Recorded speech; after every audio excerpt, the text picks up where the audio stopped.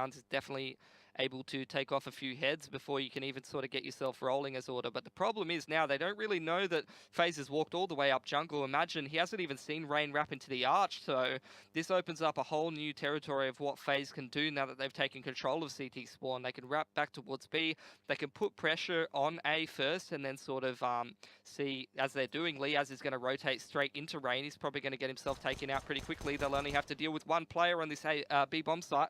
And just like that, Rain has just crawled slowly through CT spawn, and now Hats, a lot of work to do. Instantly mollied out, forced into the open, and Nico is just going to put that single Glock bullet into his head and clean up the B site pretty easily. Order still going to go for this. They've got the kit lost in construction, or someone should have picked it up, but they still got to get past Rain, who's just standing his ground with a P250. Finally, there's a response, Alistair and Sicko, but they still need to find 3 more, and Sicko's already been dinked down. This is already a dire situation for Order to try to breach into the B bomb site. You have to be hoping for FaZe to give them a few more opportunities, but Carrigan's the only one to do so right now, and Alistair will do well to find the opportunity.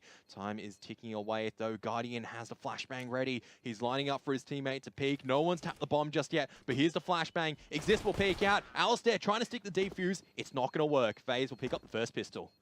Lots of apps control coming out fast from FaZe, and with that Mac 10, they might be going for a quick play here. Yeah, Carrigan could be jumping right out right now. They've spotted out Alistair. He's already got him one, though, so he's done his job. Imagine just needs to hold firm on the bomb site now. Pressure from Carrigan, but the Mac 10 can't get stuff done. Imagine just allowed a little bit of reprieve to reload the M4. Now the CT's in a prime position to deflect Guardian as well as Nico, but you can never count out Guardian's AWP, neither Nico's AK-47. Bomb still on balcony. It's close to the T's to retrieve.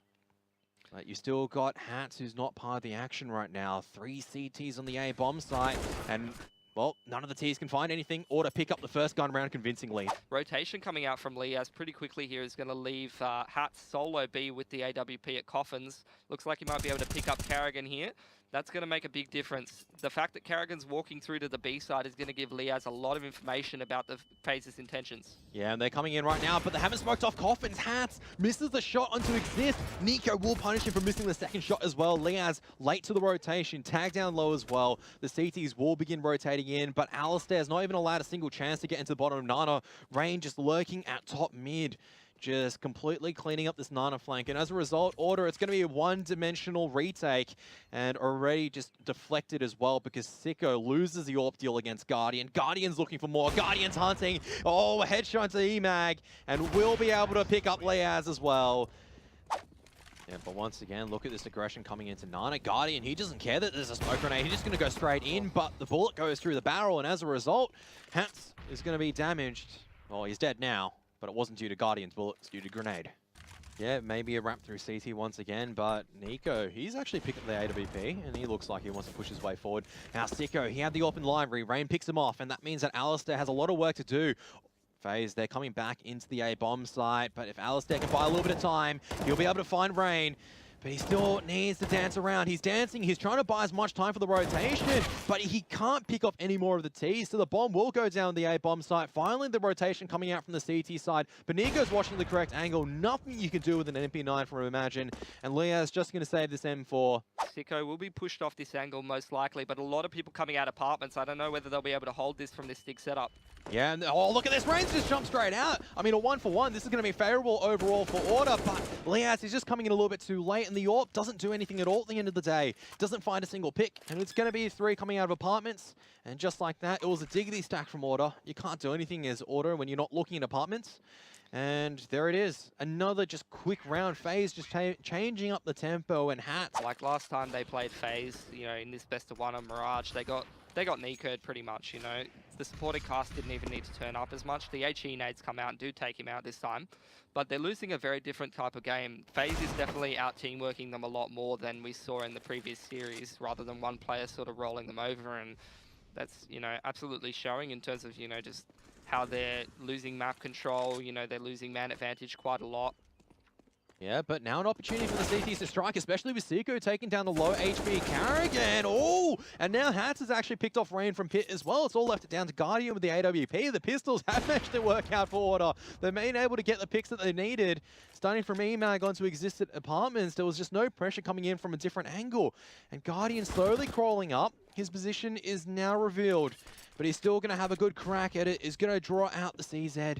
Just buying a little bit more time, trying to find any opportunities. The CT's not granting him anything. Oh, he can't get the flick onto Sicko. Hats was too low, so he'll drop down to a single shot. He's going to chuck a flash over the top. Doesn't blind Nico at all, or Guardian, so... After the first initial pick, but aggression coming out from the CT side. But Rain, he's just too good. Just sitting in Boiler. And no matter what order try, it seems like it's a Rain on their parade. Sicko, finally. But finally getting a pick with the AWP. Could be too late, though. FaZe still coming into the A bomb site. And Sicko getting damage, but can't deny the bomb crossing over.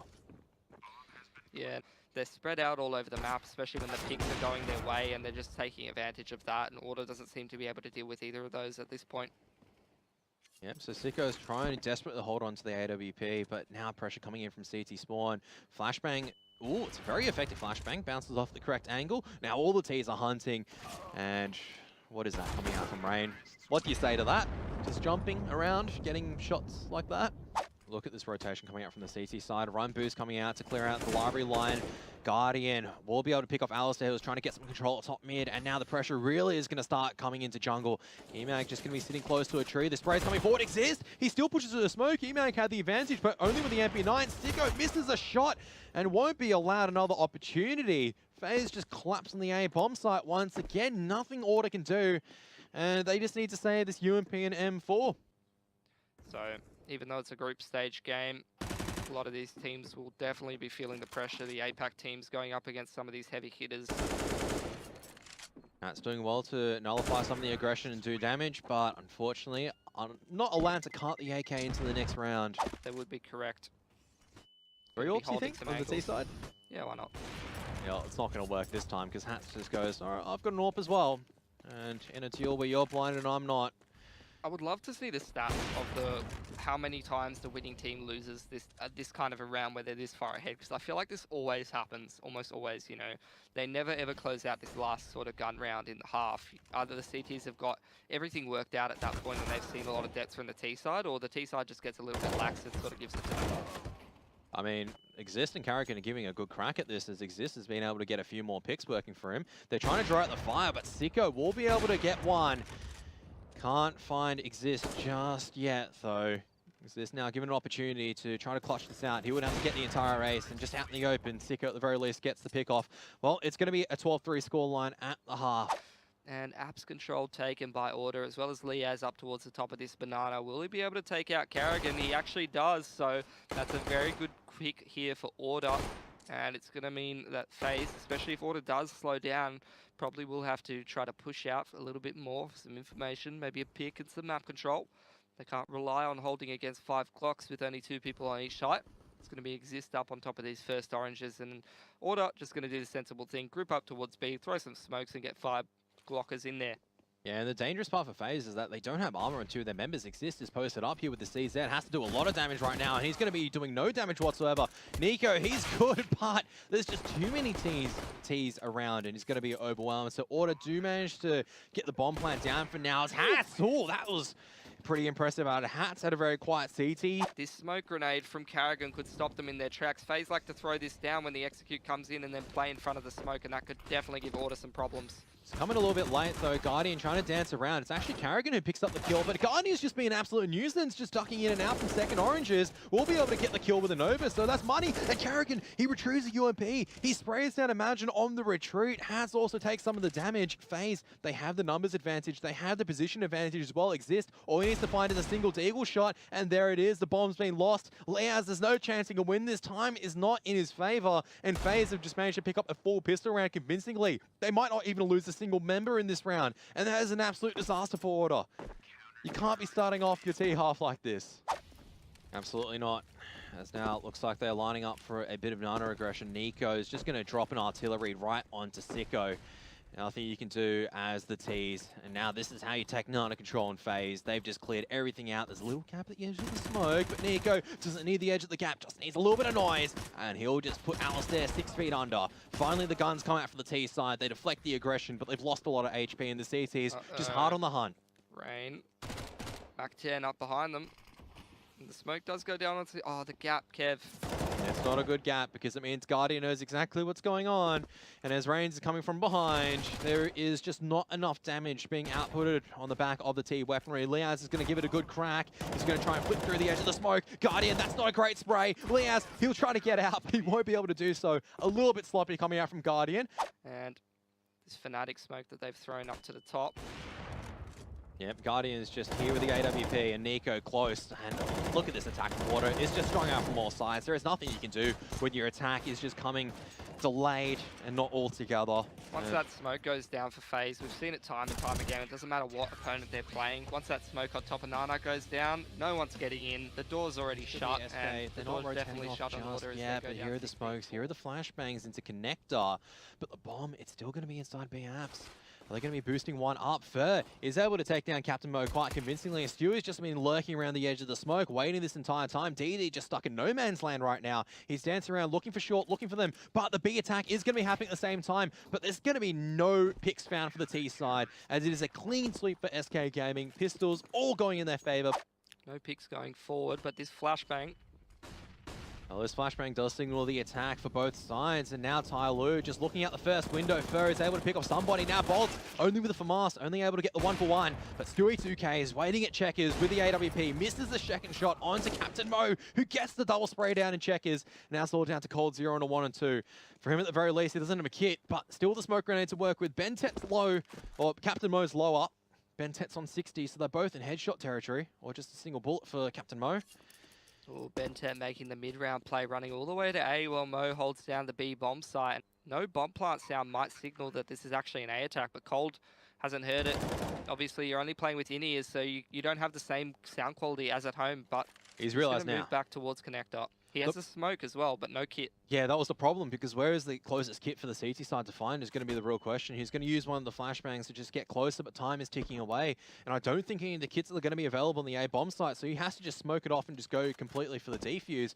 Bentet is going to be playing from the A ramp area, though. He's just going to peek out just before the smoke will bloom. That's ball play coming out from Tyloo. Now Tyloo slowing it down. Looks like they're going to be making a contact play out of Palace. They're making a lot of noise. Cold Zero alongside the Fallen, just going to be trying to lock down this Palace area. But look at this position from Captain Mo. It's going to be nullified. He was going aggressive. He was very close into sandwich. Somebody will be able to pick up the head of Stewie, but they don't know that Cold Zero is still been in the firebox this entire time. Excurate was trying to lurk, but you can't lurk much with the UMP. Now his position has been identified. He is a dead man walking surely. Eventually, when one of these bullets do land, that was very messy coming out from both of the UMPs. It's going to make Tyloo pretty suspicious, but the second one is great. Just very simple play. Bentet does get the trade though, so... Ready to go back and fight it out, just in case something does happen, but Bentet is ever so closer. What a shot coming out from Bentet. Yeah, and Bolts has a lot of work to do right now. He's going to be dropping utility and just trying to buy time for the plant, but just spraying through. The Molotov has missed into ticket, which means that he can still sit here and just buy enough time for the rotation. Tyloo just holding on to connector, but the Molotov, somebody's just sitting inside the Molotov, taking a lot of damage, has to go for the plant, but it's down to the final few seconds. Bolts needs to deny this bomb plant, won't be able to do so, is just holding on, but it's back down to a 3-on-3. Somebody's going to be playing in Tetris, and a lot of emphasis being placed in jungle and DD. That's probably not the best deal that you want to be taking. Somebody goes huge coming out from Tetris. 2 kills on the players trying to come out of CT. And now it's all down to Cold Zero on the 1-on-2. He doesn't have any utility to work with. And Bentet, once again, getting the better of him. 20 seconds left. Execrate's going to be making a move on with this bomb. But Cold Zero decides he does not want Execrate to be coming into the bomb site. You can see Execrate just has to slow things down. Where are the rest of the T's? Execrate gets that crucial pick on Cold Zero. But now the double up with Stewie and Fallen just giving complete control of the A bomb site. Bentet, the bomb is just lost completely out of his control. All he can hope right now is just to do damage and just trying to stay alive. It's gone terribly wrong for Tyloo at the very end. They didn't have enough map control in SK. Unfortunately, it's just a bit of a misfire, and that's really going to harm Tyloo's economy. They will have a lot of lost bonus. In comes the flash. Yeah, it's good as well, because it means they're able to get a few picks working in their favor, but Fer's already here. So although Cold Zero and Bolts have dropped down, Fer's sharp with the M4. Bentet just with the CZ, just taking more and more damage. Eventually going to try and make his way over onto the bomb site. Has jumped out near Van. Fer doesn't know this just yet, but he spots the bomb out in the open. Bentet's retrieved an M4. But he's unable to get the dink over on Fallen. They are going to make the correct call due to the mid-round push from Fallen into Palace. Or he might have been there for a while. He's been there the entire time, so... Right. Stewie's just going to be burning in the flames. Double Molotov. Bolts gets the dink, or doesn't even get the dink. It's all down to Cold Zero, but they're not going to be checking this position too particularly carefully just yet. Can hear Captain Mo switching out the weapons. Bomb plant's going to go down. Cold Zero is going to peek and make his position now known. Oh, what a flick coming out to Pentet. Oh my goodness, that was ridiculous from Cold Zero, but it's not enough. It's going to bring it back down onto a 1 and 2. Now Fallen, the AWP, going to be coming close to the B bomb site. Enough time has been allowed for Tyloo to shift a few members over. He's going to drop the incendiary grenade. It's going to force Captain Mo out of position. But now down to a 1-on-1. Excurate up against Fallen's AWP. He's still got the AWP out though, so he's not ready to Glock him. Doesn't miss the shot though. Yeah. Everything has slowed to a crawl. A lot of smokes being invested and connected from both sides, but Stewie's going to come out from the edge of the smoke. This is what he does best, but Bentet is just slightly better. Now Bolt's under pressure as well. It is going to be an A-side hit. But Captain Mo, the walkout from Palace is not going to work, but they haven't spotted Fallen, who's going absolutely massive with the M4 at the moment. Cold Zero trying to step out from Firebox. No more picks for him as now, once again, another impact kill coming out from Bentet. But Furry is going to be trying to lock down the angle from short. Bentet is going to lose the deal, so it's going to bring it back down to a 2-on-2. Somebody and DD, they're both low. DD trying to go for the plant. Bolt is going to step out at the right time. Has also spotted out somebody, so the bomb's going to go down. Furry is going to pick up the final kill, so a 10-5 half for SK Gaming. Then we got a smoke to top of connectors, so... Yep, they're already fast out over on this B bomb site. Excurate trying to hold on for as long as possible. You can't deal at two angles. Bentet already dinked down. There's pretty much no way in he can get in, but still getting their shot into Stewie 2K. It does bring it back onto a 4-on-4. A retake on the B bomb site. So action's just going to be slowing to a lull for a bit of a moment, but it is going to be Bolts coming in from behind. He's already been able to find one flank kill. Well, it looks like it isn't Bolts coming in from behind. It's just a glitch. It's just a glitch. I was pranked. But it is Bolts getting a lot of kills on the USP regardless. Yeah, that's exactly where SK's going. We've seen USB stacks being very effective, especially the insta-dink coming out Cold Zero, but more presence being known now. So now Bolt's also coming out, but they're losing these one-on-one deals so far. So, Bentet's actually retrieved an AK-47 as well.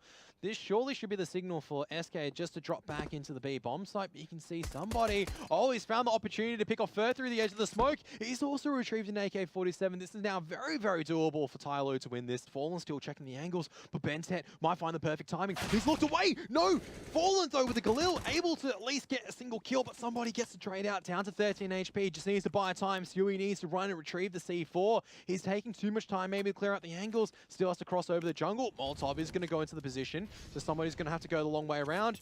And Stewie should have just enough time to get the bomb plant down. No, he's just going to tap it. He's going to go for the deal. Somebody just need to buy enough time. And Stewie will be able to get the kill, but he won't take the round. Mo's got no flashbangs to help him if this hit comes in. It's only going to be down to Excurate. Colts is walking out, but DD on top of it again, turning it around on his CT side. Yeah, Bolts, though, able to get the trade on the very low DD. Captain Mo trying to make his way over on the bomb site, but there's no smokes covering his cross. Extra, a lot of work to do, but the flashbangs are just being barraged in his way. Smokes finally do go out. Now come the smoke grenades and the flashbangs, but you can't play brilliance just like that from Stewie 2K. But Bentet is going to do one better. He's going to spray down 3 on the cross from jungle. The bomb's now in the open, and it's all down to a 1 and 2. Once again, Bentet's going to be stepping up from Tyloo, and Bolts, he's so low, hasn't made his way out of Palace. It's allowed Bentet to reposition. The bomb's still out in the open. Bentet's going to clean up with 4. Tyloo with another buy round. They're slowly walking into each other, Fallen trying to get the surprising angle, but he's faster on the trigger. Beautiful AWP shot coming out, makes it look so easy. Now DZ on the aggression. This is just Tyloo's playstyle. You just go aggression after aggression. There's nothing you can do for SK. You're just losing picks across the board. And that's the difference between the first half and the second half for DD. You know, his score might be in the tank, but it's not so bad once you start to get some kills on the board. You're starting to out-aim a few of the SK Gaming players. You get you win an aim duel versus Cold. You're feeling it a bit more, and we're starting to see the confidence coming out from Tyloo, and it's exactly what they need. They need to be more fortunate, because if they start to lose these gun rounds, suddenly they're on eco, and this round's not done with yet. Yeah, I'm in Stewie. He's got the AK-47 in hand. Somebody's drawn out the CZ in close range, and Stewie are eventually going to be surrounded from a different angle. If you fall down at one of these hurdles, then things can start to get out of control.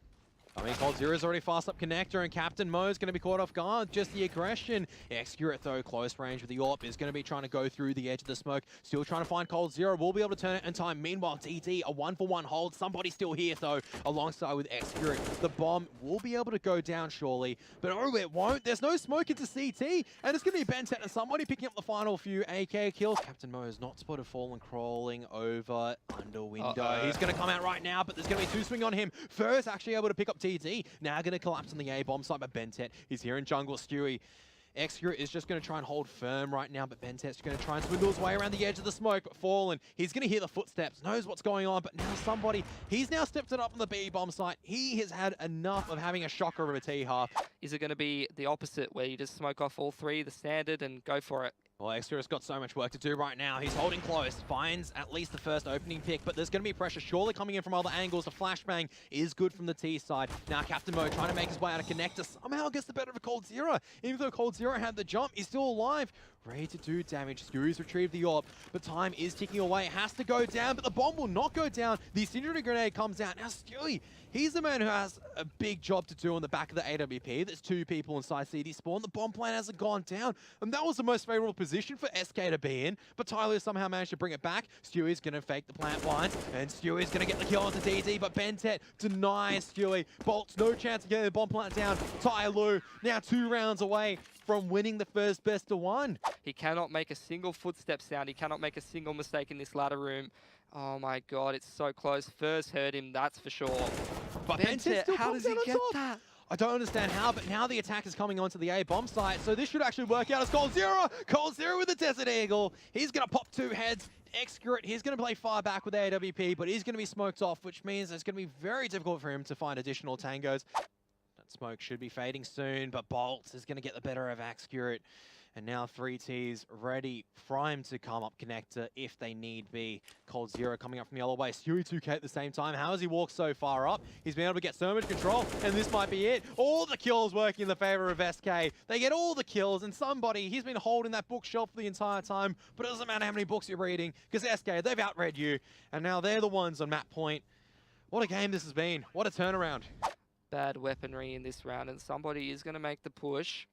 Will Cold be able to punish him? Flashbang comes out. It is perfect, but will he be traded? Oh my god, somebody. How do you use the UMP like that? Got nerfed. You can't do that anymore. He still gets the 2 kills, and that's actually instrumental 2 kills as well. The AWP is being retrieved. Actually, it's the AK retrieved by somebody. And somebody, he's still on the killing spree. He's still dealing it out at top mid, for at the very least finding 1 pick. But somebody just single-handedly wants to drag Tyloo into overtime. He's on 4 kills. He's looking for the 5th. He is in a prime position to do so as well. Fur is surrounded from both angles. Somebody wants to be pushing in. He wants this kill. He won't be able to get the ace though. He misses the spray at the very end, but he's done the hard yards already. We're going into overtime. So it's going to be 16k MR3. SK still going to be on the T side. Somebody's still getting aggressive, but how does he make it work out? This man's a madman. Somebody Not stop playing him. the same game as the rest of us, Kevin. And he will be falling back out of mid for free. 8 HP is all, 92 HP is all that he loses for that. And he's not scared.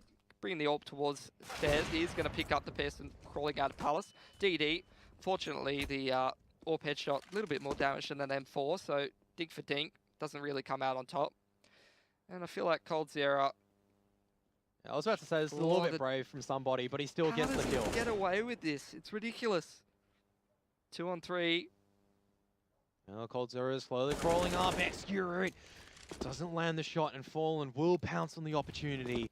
Will he be able to punish Cold moving for this one? Oh, he won't be able to because he's caught with a knife out trying to rotate. Now Bentet is going to hear Fallen rotate out, and this is actually... Oh, this is the perfect trap, but Bentet has spotted out Cold Zero. Now dash between the two. Bentet! Oh, Fallen misses the AWP shot. Bentet still dancing around. Fallen has to go for it, but Bentet turns it around for Tyloo. Oh my goodness. You know, face cam of him. Hey guys, my name's somebody. Oh, he's pushing once again. Fallen picks up Execute. Will Cold be able to punish him? Will somebody jump out through the edge of the smoke and get the pick is a real question, but there's so many members coming out from underpass. Cold Zero is going to be dinked out. Surely they should know somebody's here. There's too many members, and this should be the go signal for SK. They need to start taking a move into one of these map territories, but they're going to be using their smoke slowly. They've got the numbers advantage. Just going to slow it down for now as they boost Fer up. But Captain Mo with the Scar 20 is at least able to find one more. Bentet trying to crawl through Murder Hole. Won't be able to find any more opportunities. It's all down to DD now. It's a furious battle over mid, a furious battle over that A bomb site. And Fallen nearly caught off guard. Oh. Cold Zero now just the run boost, but somebody is still here. Cold Zero just the briefest margin of his head showing up, but I've seen somebody land a shot like that before. It was on Fallen. Now Cold Zero also getting the same treatment, and DD, this aggression coming out from Palace. It is going to be nullifying some of the presence coming out from A ramp, but Fer, he slowly crawled up. And Captain Mo not peeking out from jungle just yet. Could mean the deficit of Fer, because Captain Mo does manage to pounce on Fer. And now it's going to be a 2-on-4. Captain Mo, he's struggling to find the murder hole. Does manage to sneak out at it eventually. And it's going to be the walk contact play coming out from SK. They're coming slowly, ever so close to the CT. Captain Mo spots them out. Captain Mo trying to spray. Barely does any damage to Fallen. Stewie and Fallen. Just going to slowly take the time. They can't really get the bomb down. They don't have a smoke grenade, and that's exactly why, because DD is going to come out at A ramp. He's going to get both kills by himself. Towards A bomb site. Smoke coming out towards the window, as well as a deep one onto Cat. And here comes the mid push. Fer does already pick up somebody in that B apartments, I think it was. And now this second arm of the push going to come up short. But two SK players already ready to deal with this. Fer right in the smoke of this short. Mo does pick up one in connector and doesn't quite push right just yet. 4-on-4. Flashbang does come out. How ballsy that from Fer to hold it. He needs to go absolutely huge right now. Short smoke is going to be fading soon, but Captain Mo, he's come out on top once again. 2 kills from him. He's picked up Stewie earlier on, and now the B-site attack is going to be beginning for real. And Bolts has a lot of work to do, but Captain Mo, he's had a quiet game so far. It is going to be a bomb plant for short as well. 2 Ts, one playing very close towards where Fallen is. The Dink's going to go onto Cold Zero, and Bentet's cleaned up Fallen. It's all down to Cold Zero right now in 55, and he's not going to be able to pick up anything, because it's Captain Mo with a final kill to close up the round. Going to be pretty interesting. Going to be a complete retake, looks like, except for Cole playing at this firebox. Well, Fallen picks off Captain Mo. They're trying to spray firebox. Cold Zero is just going to sneak his way on the balcony and just buy some more time for the CTs to rotate over. Where are the smoke grenades? They're not going to be too efficient from here on in, but Execute is able to at least pick off Fer at ticket, so it's going to be much harder for SK to hold on. But Cold Zero is still here. Bentet holding Sandwich. Fallen looking for an opportunity, but Bentet's now going to step around. Somebody picks up Fallen for Sandwich. Cold Zero underneath balcony, but finally Execute finds more picks with the AWP. It's going to slow down 2-on-2. Bolt still going to be crawling over to jungle.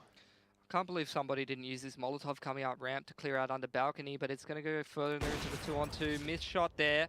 Yeah, missed shot coming out from Stewie. But now going to be just trying to play around the edge of the smoke. It's going to nullify the Molotov. They're still trying to get the shot. Stewie jumps through just at the wrong time. Misses the shot into DD. This could be it. Bolts just by himself trying to hold the lockdown, but he can't get the second spray down. Tyloo going to take that. You can see how much it means to them. They take the victory against SK Gaming 19-16. And they put SK down in the lower bracket. Well, Astralis the favourites, but NRG nipping at their heels perhaps. Good online results, and starting off on the T side, that's good news for them. They've got one set of utility on Daps as well, and Breezy's going straight in through Fountain. He's found himself the first pick on device as well. Good start to the pistol round for NRG, and from that, they're going to go straight onto A. Yeah, absolutely. Very, very confident. NRG just completely busting out into bathrooms. Now, slowing down a little bit and waiting for that rotation from Astralis. Glaive goes down early on as well, and it's all onto Magisk on the side, trying to hold off the remaining onslaught here from NRG. He's not going to be able to get too much done, but he might have just bought enough time here for the rotation to come across from Zipex. Zipex is on this flank. There's a good one tap from Debris. He's been sharp so far this round. So into a 2v2. The bomb not yet planted. It will now be going down in front of Bank. Trying to keep themselves safe from Zipex, but they know Debris still here. Well, they know the positioning of both of these two players on the CT side. NRG, well, Fugly, he goes fast. Daps doesn't quite follow up, but there he does get the trade. So, back down into a 1v1 now. Zipex slowly creeping onto the bomb site, though he is making a quite large amount of noise onto the defuse kit. Daps has a lot of time to play with. Zipex goes down, and Daps closing out the first round there for NRG. A little bit of noise being made there by NRG. You can see the rotation has come back from long, and Astralis already on their way to the B bomb site, but perhaps not quick enough. Doesn't look like it has. Daps goes down to Zipex, and there's no trade. Oh, yes, there is. Ethan just gets there in time. Zipex looks like he was almost going to be able to get to safety, but of course there was more T's encircling in onto him. Magisk does come away with a sneaky one, but now he's dropped the bomb carrier, and this is looking all a little bit worse for NRG. Ethan does trade back. Still time on the board here for NRG as well to play with, and that is a great line for Cirque to be holding. Stabilizes things a little bit there for NRG, and they will be able to get the bomb down now. Device holding close. Do they know he's here? They've got some utility to shut him out, though, if they need to. The Molotov and the Flash still available. He spots that one, but can't quite hit that shot. And now they have the info. Device on just 5 HP. It's just too much time gone. Not anything that he can get done there. A little unfortunate for Astralis. It was looking good for a moment, but NRG, they came up with the crucial frags at the right time. And Cirque, in the meantime, is looking in towards A long, where a peek does come through from Glaive, but I don't think he spotted it. no, he did not. So that could be a little bit dangerous for NRG. Magisk close by with only 20 seconds on the clock here. NRG are going to be rotating over onto that B bomb site. Magisk will shut 2 down. No, just 1. But he does buy a lot of time there. And look at the positioning of Astralis. They're going to be completely decimating NRG as they walk into that B bomb site.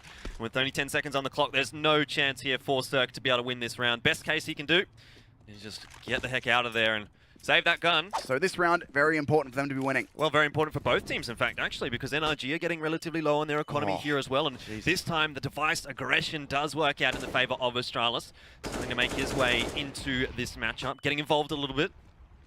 Now Astralis just showing no respect at all, getting flashed into Monster, but Dupree can't quite find the angle quickly enough. Cirque lucky perhaps to survive there. Daps has been spotted out by Glaive, but the frag is going to go the way of NRG. And once more, they're making their way into the B bomb site, but Zipex is holding strong.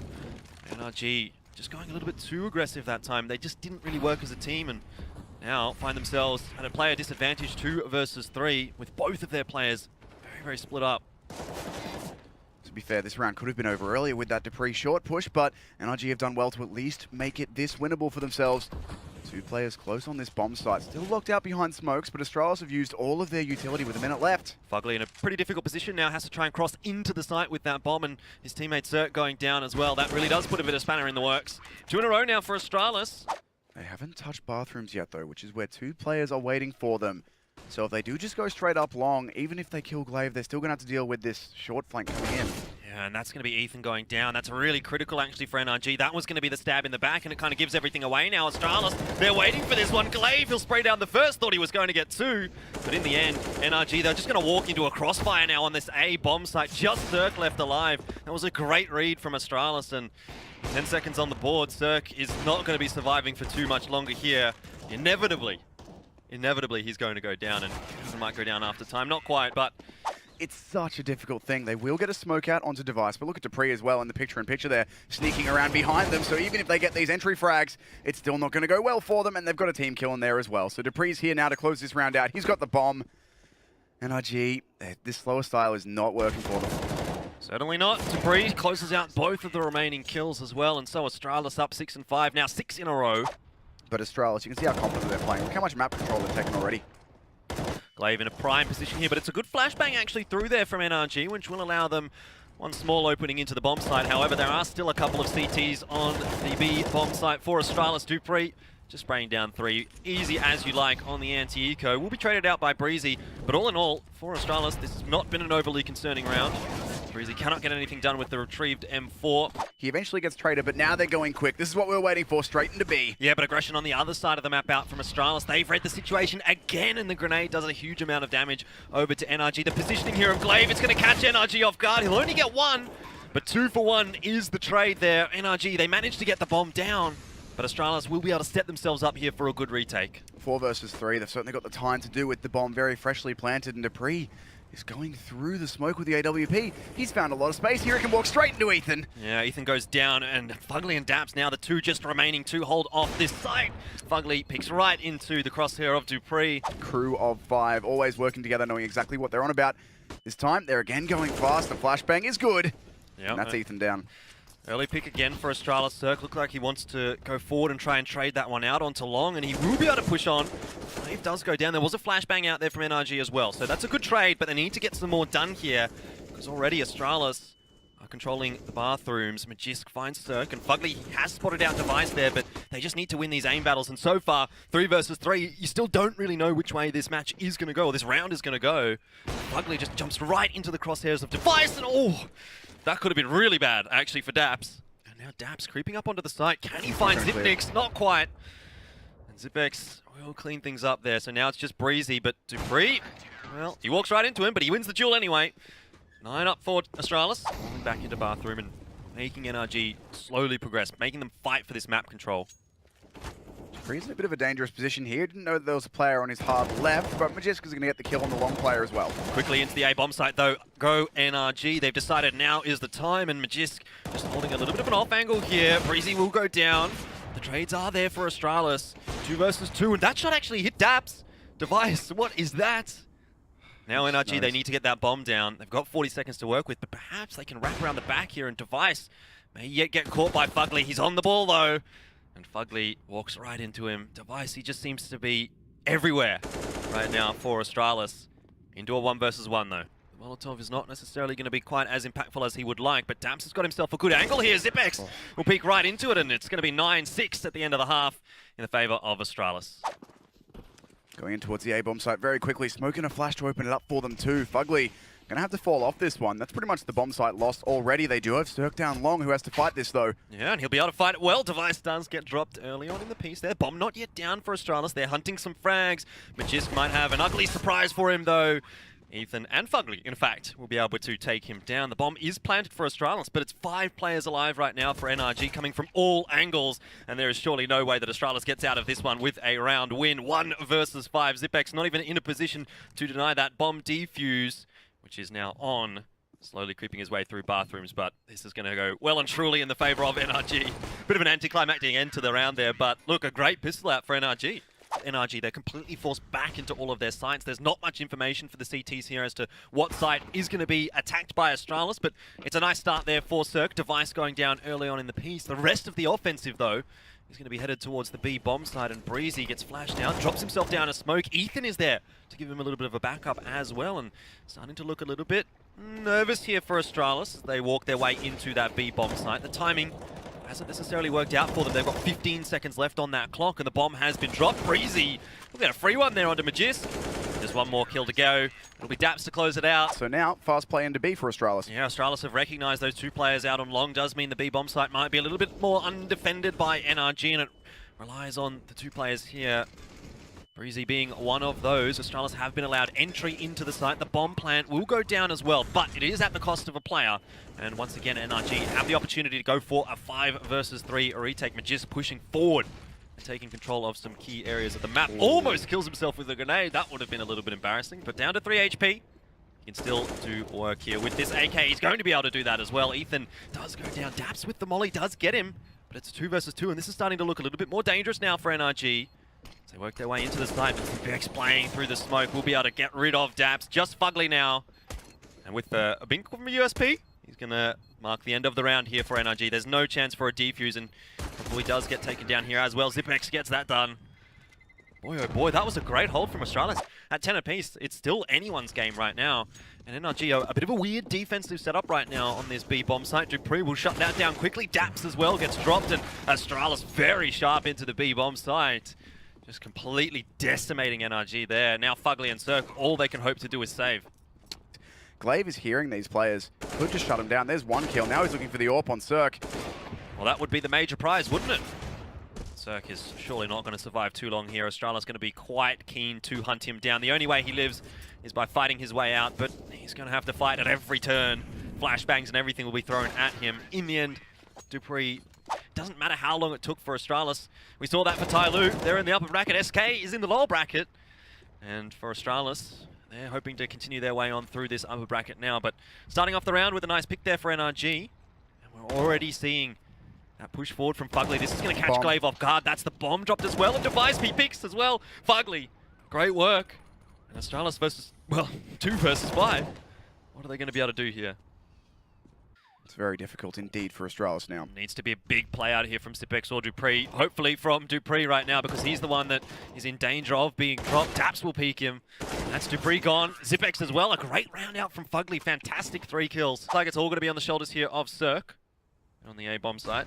Astralis, well, Device goes down early on in the piece. So let's see what Cirque has for us. He now changes his angle over to long. Hits the shot actually onto Dupree, but it's through the wall, and now he's going to be forced back by the spam of NRG. Rotate does come across, and Fugly gets absolutely smashed, but he smashes back. Glaive goes down through the smoke. There might still be a chance for NRG in this round. 4 versus 3. Bomb has been planted early, though, by Astralis, and they're getting themselves into those post plans. Now the work really begins for NRG as they work their way forward. Daps leading the charge. NRG, they need to find some frags, and Daps might be the one to do it. Not quite. It's Cirque, and he gets the hit onto Dupree. And that'll be the defuse. NRG. And fortunately for them, Astralis have not applied the pressure instantly, but here they come. Well, Cirque has another opportunity. He misses the second shot, but does get the third across. Magisk trades out Fugly, a good frag from him, but Astralis, they might not have enough to get into this A-bomb site just yet. Cirque is still lurking, and there's a hole in the smoke for him to work with. He's spotted out the players, but again, another missed shot out here from Cirque, and the bomb will be planted, but punished there by Cirque, in fact, actually getting the kill onto Zipex. 2 versus 3 now. I don't know how that's a Cirque frag, but Glaive, sitting inside Bank, has a great position to hold this one off. It's a 3v2. He needs to find this frag, and they're all going to run past him. NRG don't know that he's here. He just has to bide his time and wait. And oh, this is perfect right now for Astralis. Glaive, he can come up absolutely massive. Oh, he spots all 3. There's absolutely no way that Glaive is able to win this. Surely I think he's not. taking too long. No, he just needs to hit the play on the defuse, and he does. Oh, I think they've got time, Tim. NRG, they're going to sneak it away. Oh my god. Flashbang is going to come across here from Astralis. Dupree's just watching, and Ethan takes the repeat. Breezy there looking for the trade. Can he get Magisk? The answer is no. It's 3 versus 4. And Astralis will barrel their way into this B-bomb site off the back of those 2 picks. Now it is just onto Daps. He's playing close by that bomb site, waiting for those rotations to come across. The bomb may well go down for free here, but no, Cirque does manage to find one there with the AWP, and Daps has not given his position away just yet. However, Fugly might have made a little bit of noise going in, so that could be problematic here for NRG. Still, let's see what they can do. Zipex does destroy Fugly. And now it's 2 versus 3. The bomb's still not yet planted. With 25 seconds left on the clock.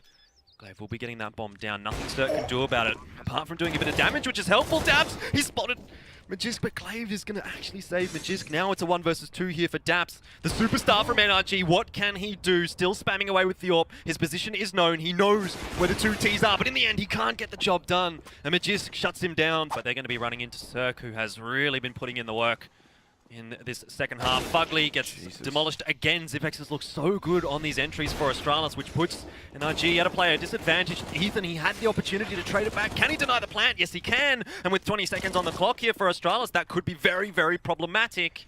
And look at the rotation coming around the back here as well. Daps with that MP9, he's spotted out Zipex. He's making a little bit of noise here, but no one from Astralis is there to hear him again. Another kill, 10 seconds on the clock. Can the bomb go down here for Astralis? They're just milling around the bomb site. Headless chickens. And Breezy, he denies it. There's not going to be a round here for NRG. Daps, he's just running away. It's 15 up on the board now for the CTs.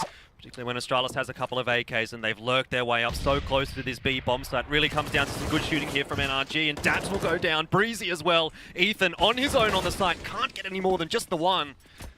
This looks like NRG might be bowing out of the round, and at this point they really need to be saving these 2 FAMASas through. They're not going to get a buy in the next round.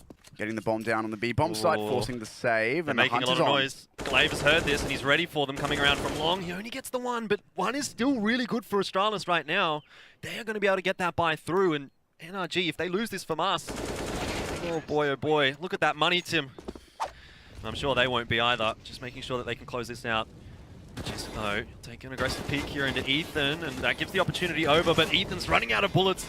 Will be overwhelmed. Breezy's looking for the trade, and he just can't quite get it done.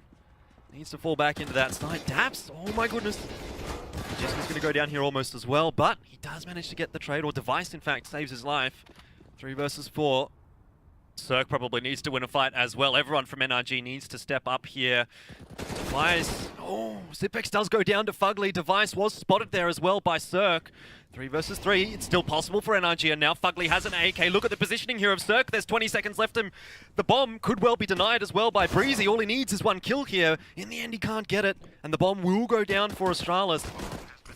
The retake still possible for NRG. Now it's all onto Fugly. 1 versus 2 with the AK. He spotted out the first. He knows roughly where Glaive is going to be. The flashbang safely negotiated, but he still has a lot of work to do. Device will go down. The headshot comes across, and now Fugly, all he needs is 1 more shot. Glaive just holding the angle there into Bank, but there's time. The time is running out right now for Fugly. He just has to take that peek, but Glaive is not giving him an inch. Fugly Fugly, can he do it? I don't think he's got the time anymore. He does not have a kit. In the end, Glaive is going to come away with the round. 15-15. We're through to overtime. Who knows? Maybe double overtime here, Tim. Oh, what a great shot to start off with, though, for Cirque. If nothing else. Glaive. Well, what a great angle there onto Fugly. No chance for Fugly, really, to get anything done. Probably didn't even spot Glaive out until it was too late.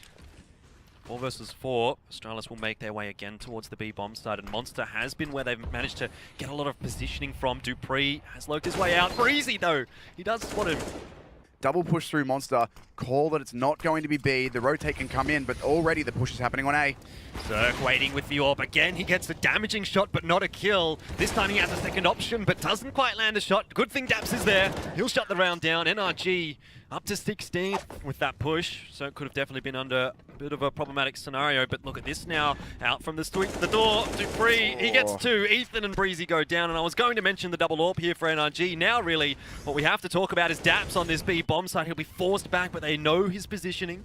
As Cirque is rotated across, still their potential for NRG to close this round out, but now they really have to fight for it. Cirque just goes aggressively through the flashbang. Daps, oh, there's a player on top of him. It's Glaive with the Goomba Stomp. In the end, Fugly, 1 versus 5. Spotted out the first couple, gets those 2, but in the end, will be traded out by Device. So, benefits of the 16K. Now they're going to be playing the spam around this boost, and Dupree's found Ethan. That's a good start. They've got the first pick. NRG looking to work over towards B. Breezy's made a bit of presence out from short. The rest of NRG, though, starting to group up over with their team. Astralis still have 3 players here, so now NRG get to get a little bit of their own medicine here. They've lost the first player to an AWP pick, and they've got to try and come back. Molotov's out onto the site here from NRG, but really, Astralis seem quite untouched there on B. They're quite comfortable. Zipex does get a great 2-man spray down. Daps and Breezy dropped. There's just Cirque left alive now, and he's not even going to be able to land that shot onto Glaive. Remember, they were down 9 rounds in a row in the first half. Astralis did such a great job, and Breezy again. It's the orbs having the impact here for Astralis. He's still looking for this. This is very risky from Device. If he gets a kill and gets out, great. He actually might even find his way through with the CZ. Well, this is dangerous indeed for NRG, more so than for Astralis. Device, he'll get 2. No, Ethan got the kill onto Cirque. In the end, it doesn't matter. Astralis, they come away with such a good passage of play. And Daps and Ethan trying to salvage this one for NRG, but it is just not going to happen. It's a great crossfire setup on that A bomb side again. Astralis, they look dominant. NRG surely aren't going to be ready for this, or not necessarily ready, but more so not expect it.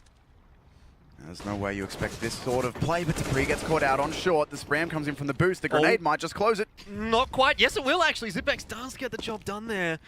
That could have been seconds. If it was another second for NRG, they might have survived with 5 players alive here. Back to a 4 versus 4. Device, though, he answers on to Breezy. Was the bomb spotted there by Device, perhaps? Regardless, 3 players for NRG. They need to hit some great entries in onto this B bomb site. Cirque opens up there onto Device, but the trades are back here again for Astralis. 2 versus 3 now. Cirque, he spotted out a couple of players, but he can't quite land the shot, and this looks like it's going to be Astralis. Ethan on his own, on 17 HP. The smoke fading might just give Ethan the entry he needs, but this is so hard. Certainly, and it is going to be, in the end, Astralis 19-17. A very hard-fought victory over NRG. Chiefs are going to start with a heavy play towards this B bomb site. Here we go. Flashbangs over. Lekro, the only one at the site. He's going to fall back. Go for an off angle, deals great damage on attack. Oh, that's a nice headshot. That's the bomb down as well. That's going to be tough to recover. Nice. Although I don't think JW realized it or just didn't want to hold the ankle. Look at the aggression. They're going to push forward to market, and Golden shuts it down 1 and 2. Yeah, that's not bad at all. And it looks like Fnatic want the fight too. You can see them taking these fights and winning the vast majority of them. Good for a plant to come out, but that shot, Flasher. I don't know what they can get out of this. It's so hard. You've got like so little information on the rest of the map. You've got mid control, which is actually a bit of a godsend. I'm really surprised they're able to get that. But you can see Crim's instantly aware that this is a possibility. Perfectly lined up, knocks him down. Flusher then kind of adds the pressure from short. It's that push and pull that you're just not going to get away from. And this crossfire is deadly. APOC with a good shot. And the follow-up too. The third would be Sublime. He's going to try it. Doesn't get it. JW, again, ready for action. And Sterling. Yeah. APOC does well, and so does, I mean, those 3 kills they get are basically players in transition. So Fnatic getting a little bit caught out in that regard, and this is actually considering it's a 5-on-5 with no nades, that actually turned out much, much better for Chiefs than I expected it to. 3 Yeah. kills in the plant. Golden and JW both there. One Blitz. Molotov could ruin their There we day. go. And here it comes. I think Golden can actually stay safe above it. Maybe not. Flashbang in, and yeah, he's burning. He's got to get out of there. Needs at least 1 kill, but will they expect JW? They do. A lot of damage being done to these Chiefs players, and Crims can't get enough, but Lekro is here. And a 1-on-4. And now he's given up his position. That's a nice Great shot from work. Texta. The follow-up, a triple kill for him. All right, they like to be aggressive. They're willing to take the fights for 2 players. Oh, look at this A-rush, though. This is going to be fast-paced. Texta surely saw where that nade came from. Crims is going to win it anyways. And that's Golden just being a distraction. God. They all went for him. Oh no. It was. I love the theory. Theoretically, it's not a bad plan at all, but you know, theory doesn't always work against these guys. We've got a 2v3, however. Now there's smoke coming out, and this is the danger. He's gonna beat that. He's gonna Very find it. nice. Flush it wasn't ready. Yeah, that's beautiful. Flix is the next one up. His peek towards Palace doesn't work out, and now Sterling has to enter into the bomb site with an AWP. Find 2 players.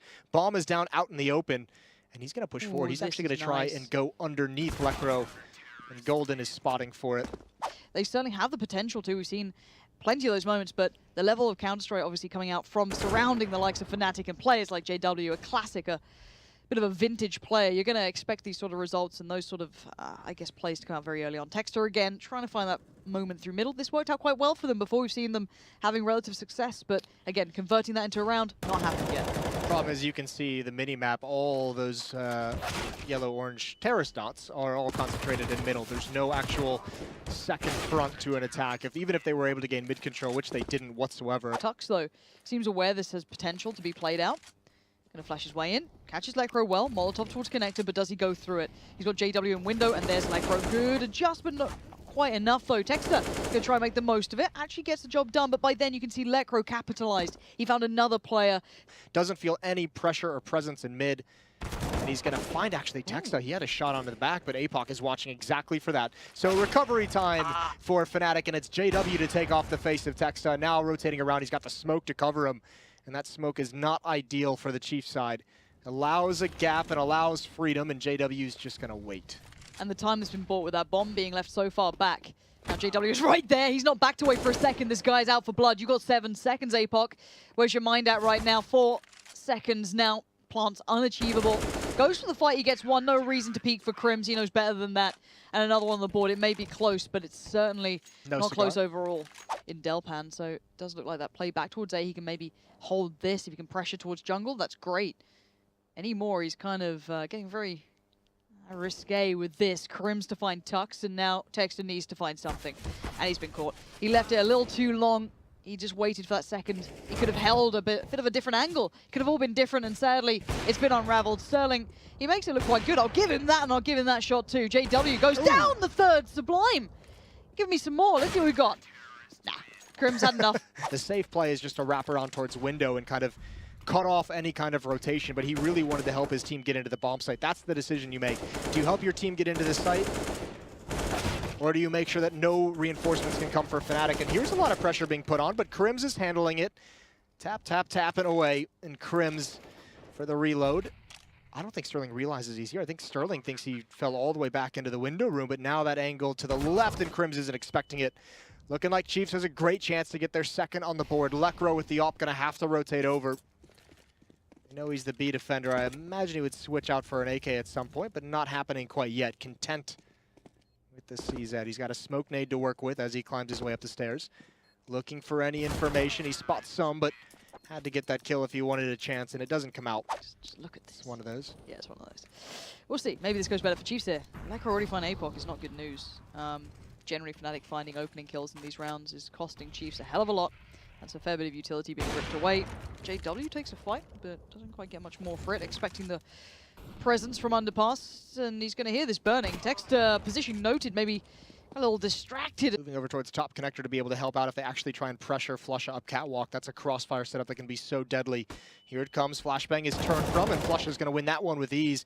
They needed a second player to be able to trade that one out. They haven't gotten it, but Sterling again just holding the angle and gets someone to peek into. Crims, though, with this flank. Oh, that's the That's bomb. the bomb, and that's not good.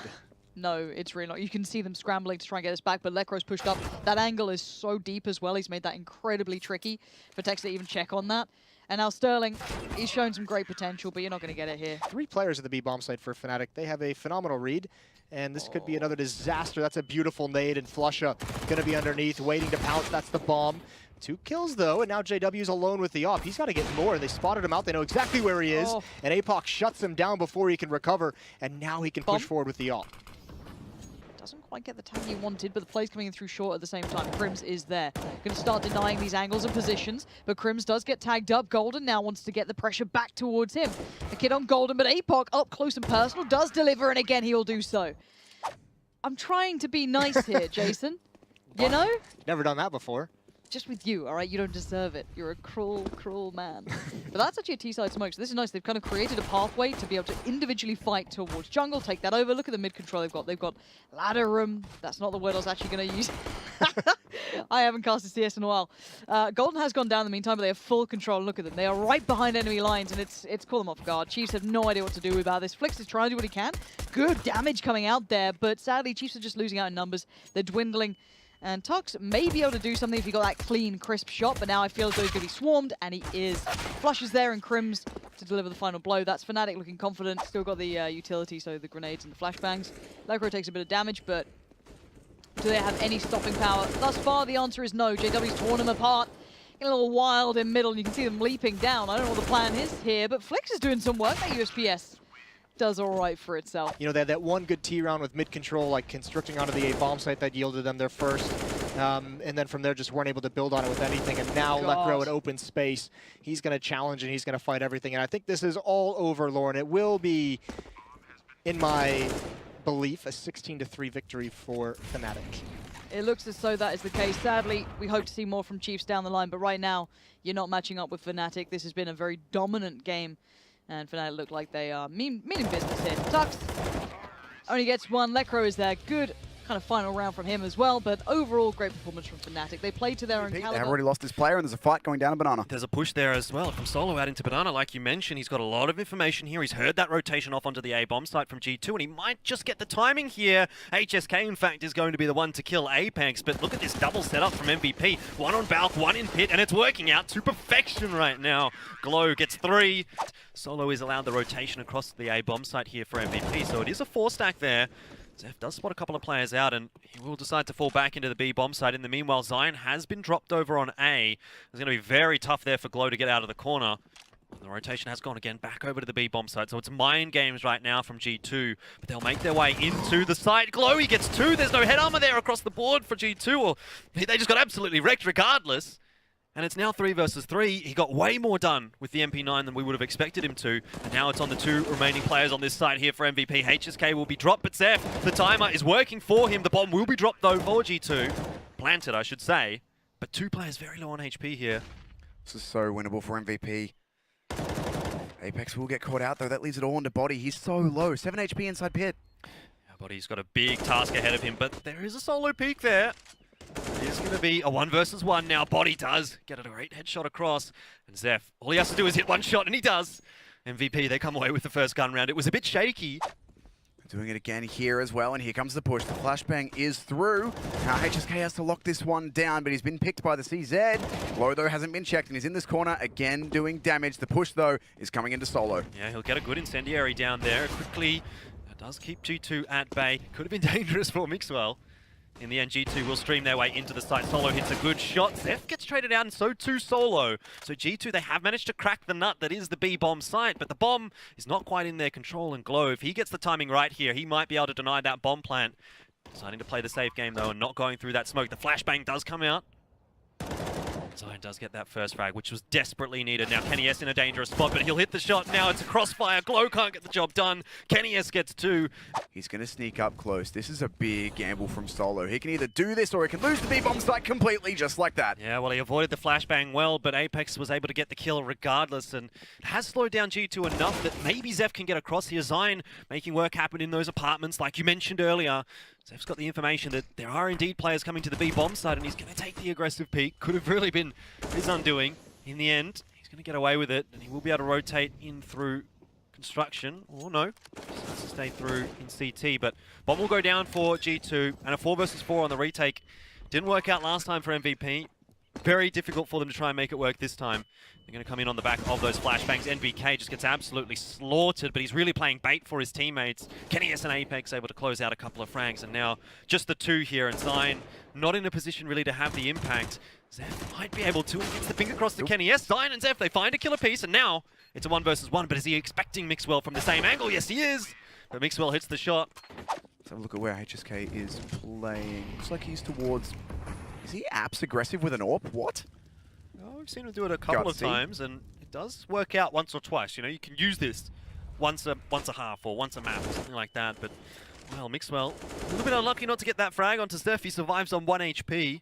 In the end, MVP do survive with all 5 players alive, but certainly G2 are controlling this team side quite well right now, and HSK just gets slaughtered. I think they heard him scope. They were certainly close enough at the bottom of the stairs here to hear that, so excellent spam from them. Shuts him down. You've got to remember that the walls of those apartments are paper thin. Zeph is on 1 HP over here on B. Yeah, grenade. A stray grenade is going to be the death of him. But Zeph, he's still able to do damage, even if he is on 1 HP. Solo gets spotted out by Kenny S and deleted off the map by Apex. Zeph, though, gets the job done with 1 HP. He shouldn't be lasting too much longer, though. He gets the smoke down, tries to buy himself some more time. In the end, Kenny S does dispatch of him. G2 again, they've found that weakness now on the B bomb site. HSK throws the smoke for bottom banana. Lots of utility coming out. Oh, look at Kenny this. S, gutsy as hell, takes down Glow. Yeah, Glow certainly was not prepared for that. Kenny S just going super aggressive, starting to feel it here perhaps. G2 now they want to put pressure on MVP, and that's definitely one way of doing it. Apex, in fact, has even kept the MAC-10 through in this round, so... I mean, again, it's the B hold is just not strong enough right now for MVP. Mixwell gets 2 very easy entry frags. And G2, once again, they get into B. Realistically, it doesn't seem like they're going to be able to even get close. Zeph will be mollied off, and the smoke gives away his position. Apex so aware of it. Just spamming through that smoke. There's absolutely nothing that Zeph can do, and Apex gets the kill onto HSK, who was looking for the trade. Right now, MVP are just being outskilled. They are. Very much so. They tried to go for an aggressive banana hold there, but the utility forces them back. Apex, of course, known as a relentless entry fragger, finds himself 2, and Solo, playing around this smoke here, might be able to find 1. But Mixwell's just sat right in front of him. He has no idea. Even if he does get this one, the bomb is rotating out. Well, not great timing for Solo to be moving there. In the end, the frag will go the way of Mixwell. It's traded back by Glow, but trades are not good enough right now for MVP. They need to be clawing their way back into this round, and rotates through as well. It's just not going to happen. Once more, I feel like a broken record, but MVP, they can't get anything done on this CT side. Going for some mid control instead, and HSK needs to hit a shot here, and Absol, body's going to end him. Well, very, very sharp again. HSK, you can see what he was trying to do. He was trying to look for an advantage for MVP, and at this point, they've just got to try and pull out all the stops, but everything they're doing is not working. G2 has the answers. They've got the cheat sheet. MVP, though, do manage to peg one back, courtesy of Solo. He'll go into the smoke and does survive for a moment, but how much longer? Not much. As MBK is just watching and waiting for him to come out from the smoke. Kenny S does get a tag across, and now Zion, can he step up here for his roster? He's got the 2 frags. Glow backing him up. In the end, Glow goes down, but Zion through the smoke, he gets another. It's a 2 versus 1, and this is the best chance now for MVP to come away with a round. Zion very low on HP. And Zeph with the AWP. It's not ideal.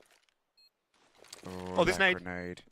Goodness me, Well, it was almost closed out entirely. Apex couldn't quite find the kill though. Well, Solo setting himself up a car. It's the double AWP set up again. This time Solo misses, and he does not know that Mixwell is so close. Oh, this is dangerous now for Solo. He's made a lot of noise, and in the end, Mixwell will just peek out and take his head off. You could always see it was written before Solo was going to get absolutely demolished there by Mixwell. As soon as he didn't spot him getting up to the wall, it was all over. And the jump across to bait out that very AWP shot. There's one for Zeph, but he's about to be under a lot of pressure. Zeph gets a double kill, though. That makes things a little bit more interesting, as MVP do have the rotation coming across here. The bomb's still not yet down. Apex, though, a great entry, and oh, HSK just comes out from the smoke. Kenny S is waiting. Even if the CT is getting to the bomb site here, they will not be expecting this wrap at all. Oh, the Molotov is going to cause some even more problems here for G2. Body hits the shot onto Zion. Glow takes some damage from that Molotov, and now he's all on his own. 1 versus 3. In the end, Apex closes it out, and once more, it's going to be a 10-5. MBK just going to be jumping up above that and looking to hit some heads, but just falls back straight away. Zeph, a great entry there onto Apex. The bomb site is now open for MVP, and the bomb will go down. The smoke's keeping them safe for now. G2 will have to go for a retake. Mixwell's going to find the first kill though, which opens it up. Zion has rotated over, so there's no threat of a backstab here. MVP all fighting on the bomb side are in Banana. Yeah, HSK is holding a nice line here. Good crossfire with Glow as well.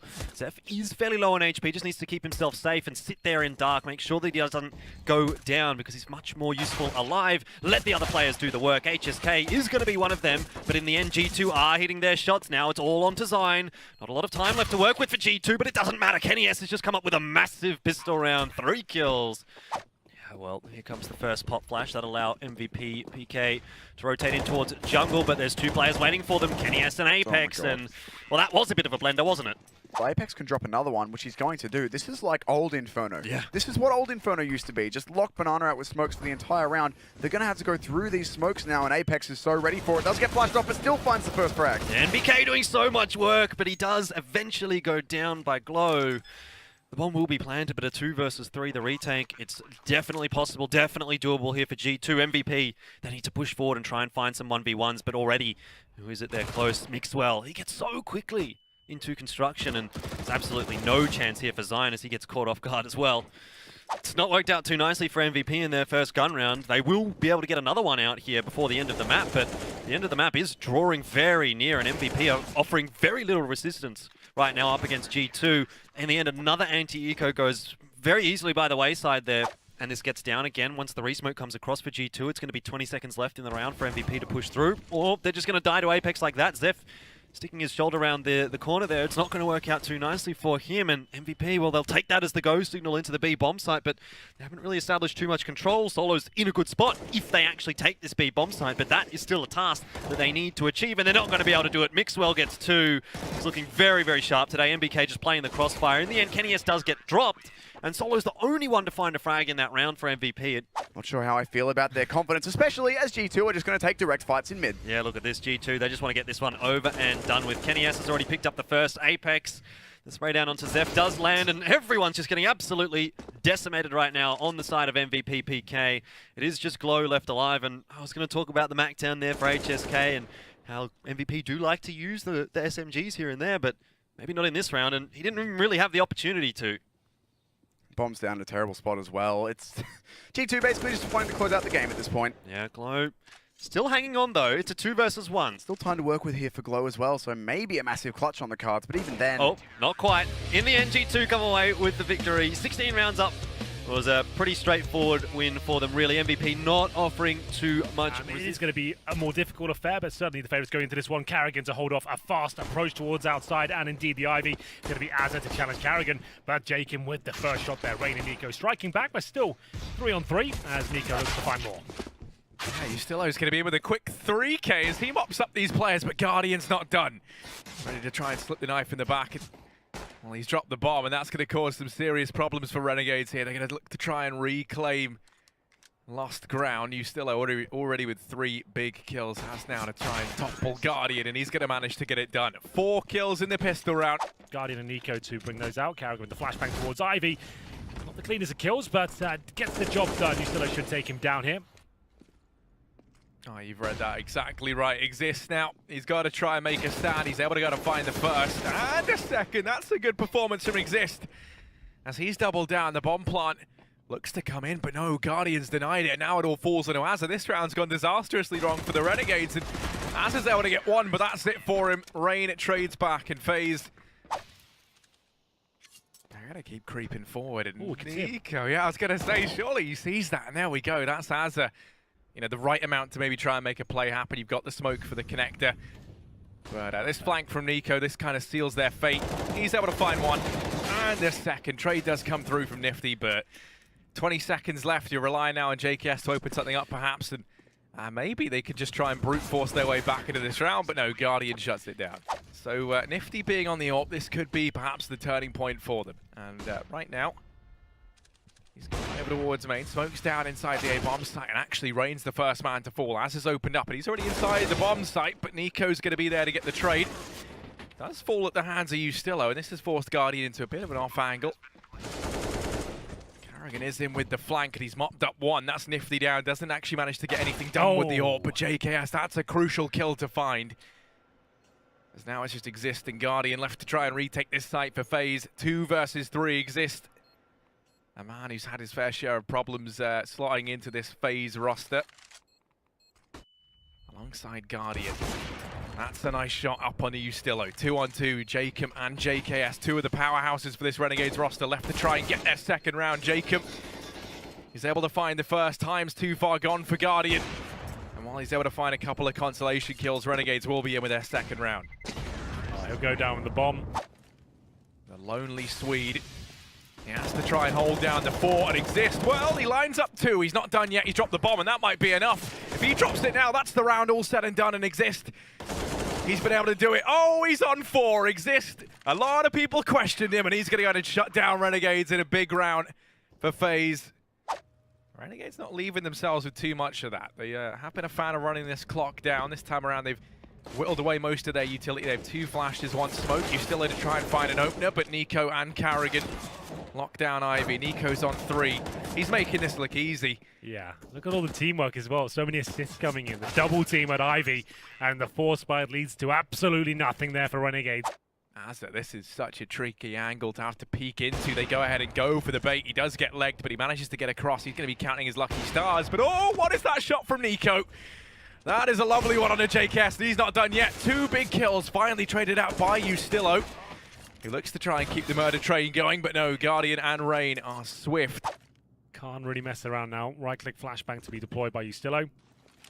There it is. And in he goes. They need the entry here, but look at the incendiary. Oh, the damage, look at it come in. There's been so much inflicted and exists. You're right, he's doing a fantastic job holding inside.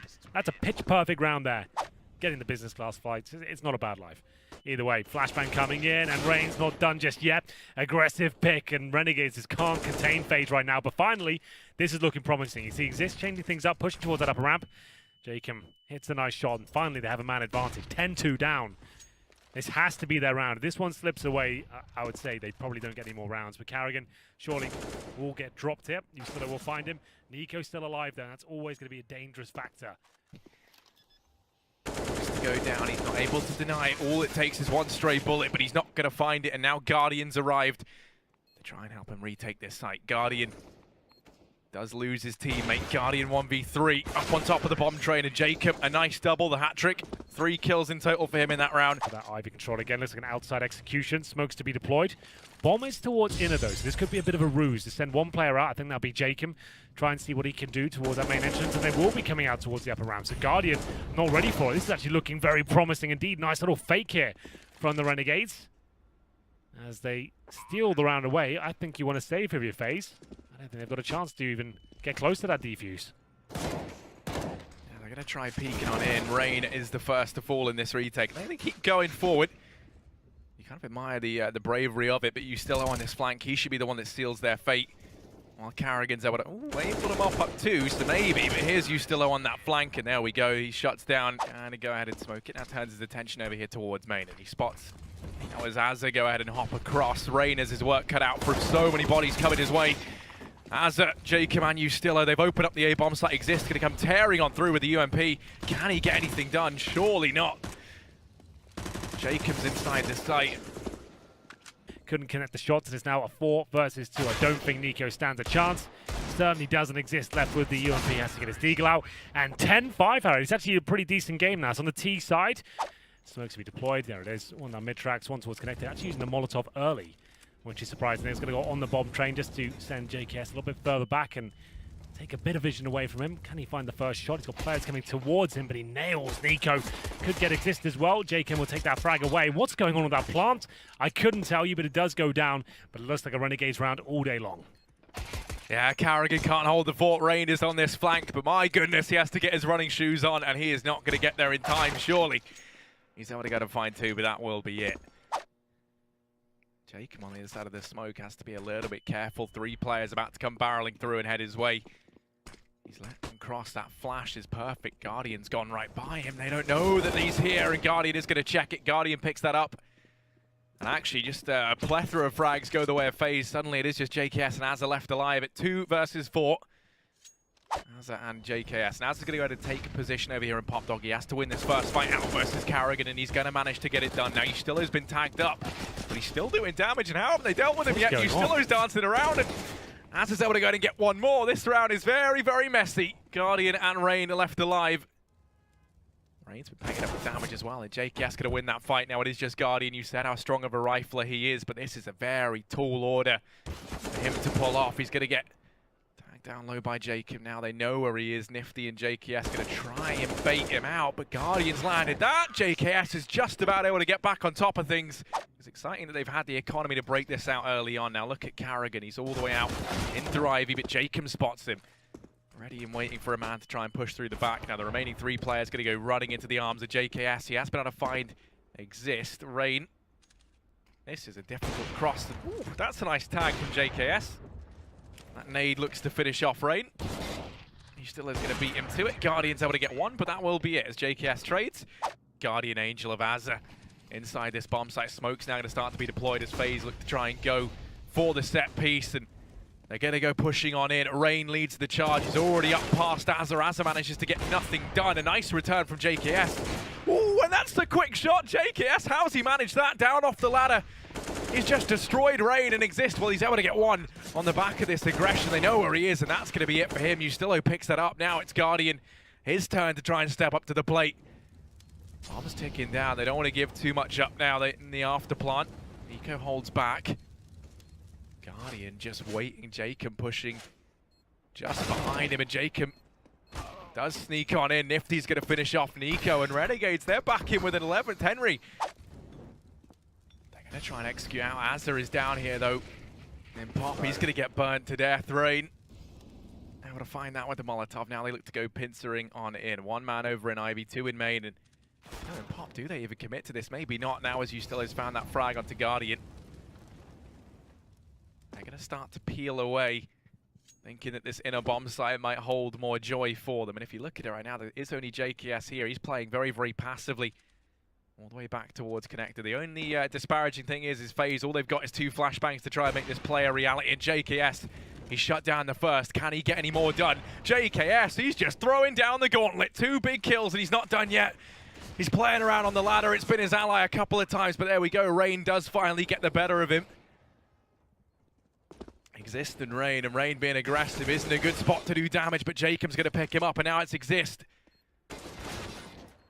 Exist falls at the first hurdle. You still are going to be able to find that. Renegades will move on to a 13th round. No, this is fantastic for Renegades. I mean, you know, this is such an event that's kind of close to their hearts as well. You'd imagine, right? They have been competing over in NA for quite some time, but to come back to Australia and get to compete in front of that home crowd, that would be everything. Now, FaZe, they've managed to get down into the B-bomb site. They've cut the site in half with these smokes, and they're going to aggressive. Rain, we've seen him attempt this a couple of times. Him and Exist, they're kind of the players leading this charge on in. Carrigan's now going to join the party. All 3 of these players grouped up close together. Ustillo's going to be able to find one through the smoke. Rain keeps pushing forward. The CZ starting to run out of ammo. Now it is just Nico, but 2 of them line up for him, and now he's brought this back to a one-on-one. Time's ticking down, and Jacob, the pressure's on. He's going to go through the molly, and does Jacob suspect it? No, he does not. Nico goes peeking round, and Nico's going to do it. 1 versus 3, he gets it done. There are players there. Run boost comes in, and he gets, I was about to say absolutely wrecked, but he survived a bit longer than I thought he would. And it will be Guardian taking a few bullets in the back from a teammate, but still, they have the man advantage. And we'll see if this equates to around victory. Ustillo taking a bit of damage at the very start. More speculative wall bangs coming in. Smoke though, and even better shot. Azza takes down Nico. Has got Rain with him. Rain's the first man out. He's going to get tagged up by Ustillo, but he has been allowed to slip on by, and now that's allowed Guardian to try and hold the angle. Carrigan and Exist, 2 quick kills. Azza does answer back with 1, and it's Exist and Guardian.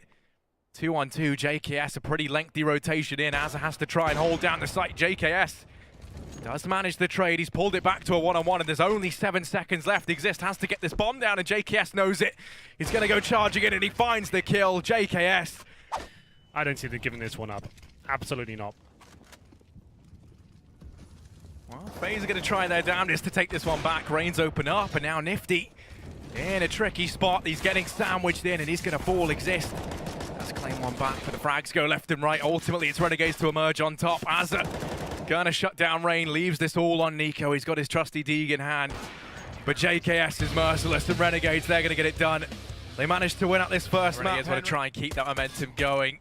And while FaZe, they're moving very, very quickly in towards this A bomb site. You still a couple of opportunities, but they're missed over that long. It's Nifty to open up with a frag onto Nico. JKS in with one more, and FaZe getting decimated on this push. Just Jacob and Nifty. What are these kills coming through? Renegades did spot the shoulder of Guardian. Trying to take him down now. The damage inflicted. Ustilo gets dropped. Remember, he didn't have that rifle. Will they be able to convert this second round? We'll find out. Still a chance here for FaZe as they fully commit towards A. Guardian hits another. And this is looking like it could fall apart. What a shot from Guardian. Looking for his third. Can't quite get it. Mr. Savage is back though. Can't get the 3K. 1 versus 1. As Nico will try and take down Jacob here. Nico has his trusty Jacob going to start to round the corner, and Jacob's going to win it out. A quick kill onto Nico. And this is no easy feat for him to try and hold down the site. The timing might be off as he just takes out a smoke, and that's like Kara going to get by. He has been able to find one, but surely he can't stay alive much longer. Guardian trades, JKS shuts down 2. And Nico's so far away, he's going to get found by Azza. Now it's just Guardian. In a 1v2, the bomb on his back and the AWP in hand, he has to try and get this job done. He's found JKS. He's made it the one-on-one. Azza versus Guardian, and Guardian on 3 kills. He has to get 4 for the win here for FaZe. He's going to flick up to heaven, but Azza gets the job done, and Renegades, they're going to get onto a 4th round. How on earth have they managed that? So many players over in toilets right now, and Ustilo just waiting. Ever so patiently, he's relying quite heavily on the support from Nifty and JKS, and he's been able to find himself 2. The trades there from Exist. JKS, he steps up to the mark. It's just Nico with the scout. He has dropped Nifty, but he still has 3 more kills to find. Jacob. Yeah, holding. Oh, Nico, what in God's name is that? Now a 1v2. Starts to creep forward. 10 seconds, he has to find the kills or get this bomb down. He's not going to check the closer angle, and Az is able to find it. So Renegades. JKS is picked up down towards the B bomb site. That was Exist landing the spray. And from Monster, he's going to keep creeping forward in FaZe. Maybe they try and switch things up now, although it doesn't look to be the case. Carrigan does get painted up with damage over a long, and that is going to be the decision perhaps to start to rotate this bomb in through connector. Nifty. Almost back to back. Nico, he's going to get caught off guard, and Ustilo trying to hold down the fort. Carrigan's still toying with him. 15 seconds, I should say. The bomb will be planted towards B. So do they want to hold on to the M4 here? It looks like that's going to be the call. And he could get a nice opening pick here. Does, but the trade comes in straight away. As a toying with the idea of going aggressive in through long. That's the bomb found. Guardian's able to trade. It's Ustilo. He's worked his way down to the connector. Does Exist. Check the angle. He does, but Ustilo's going to win out that fight, and suddenly this man advantage that FaZe had built up has been stripped from them. Nico going to miss that flick onto Jacob. The MP9 claims the life, and now it's Guardian 1v3. Now, if you recall, Henry had that very, very good round with the Deagle. The almost clutch. This time, he's got his trusty AWP in hand. Going to go running into the A-bomb site, and he's able to land that shot on a JKS. Somehow he gets it done. Now a 1v2. 1v2, bomb ticking down, and he has got a little bit of utility to work around with. Ustilo's going to peek out, finds the kill, and Renegades, they're going to move on to a 6th round. He's done for a good round here. There's the smoke, didn't actually throw it, and Exist probably takes him down here.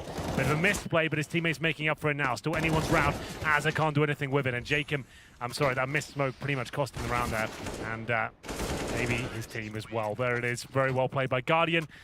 Take that down towards B early on. He's going to try going in for the early short peek, and maybe he finds Exist here.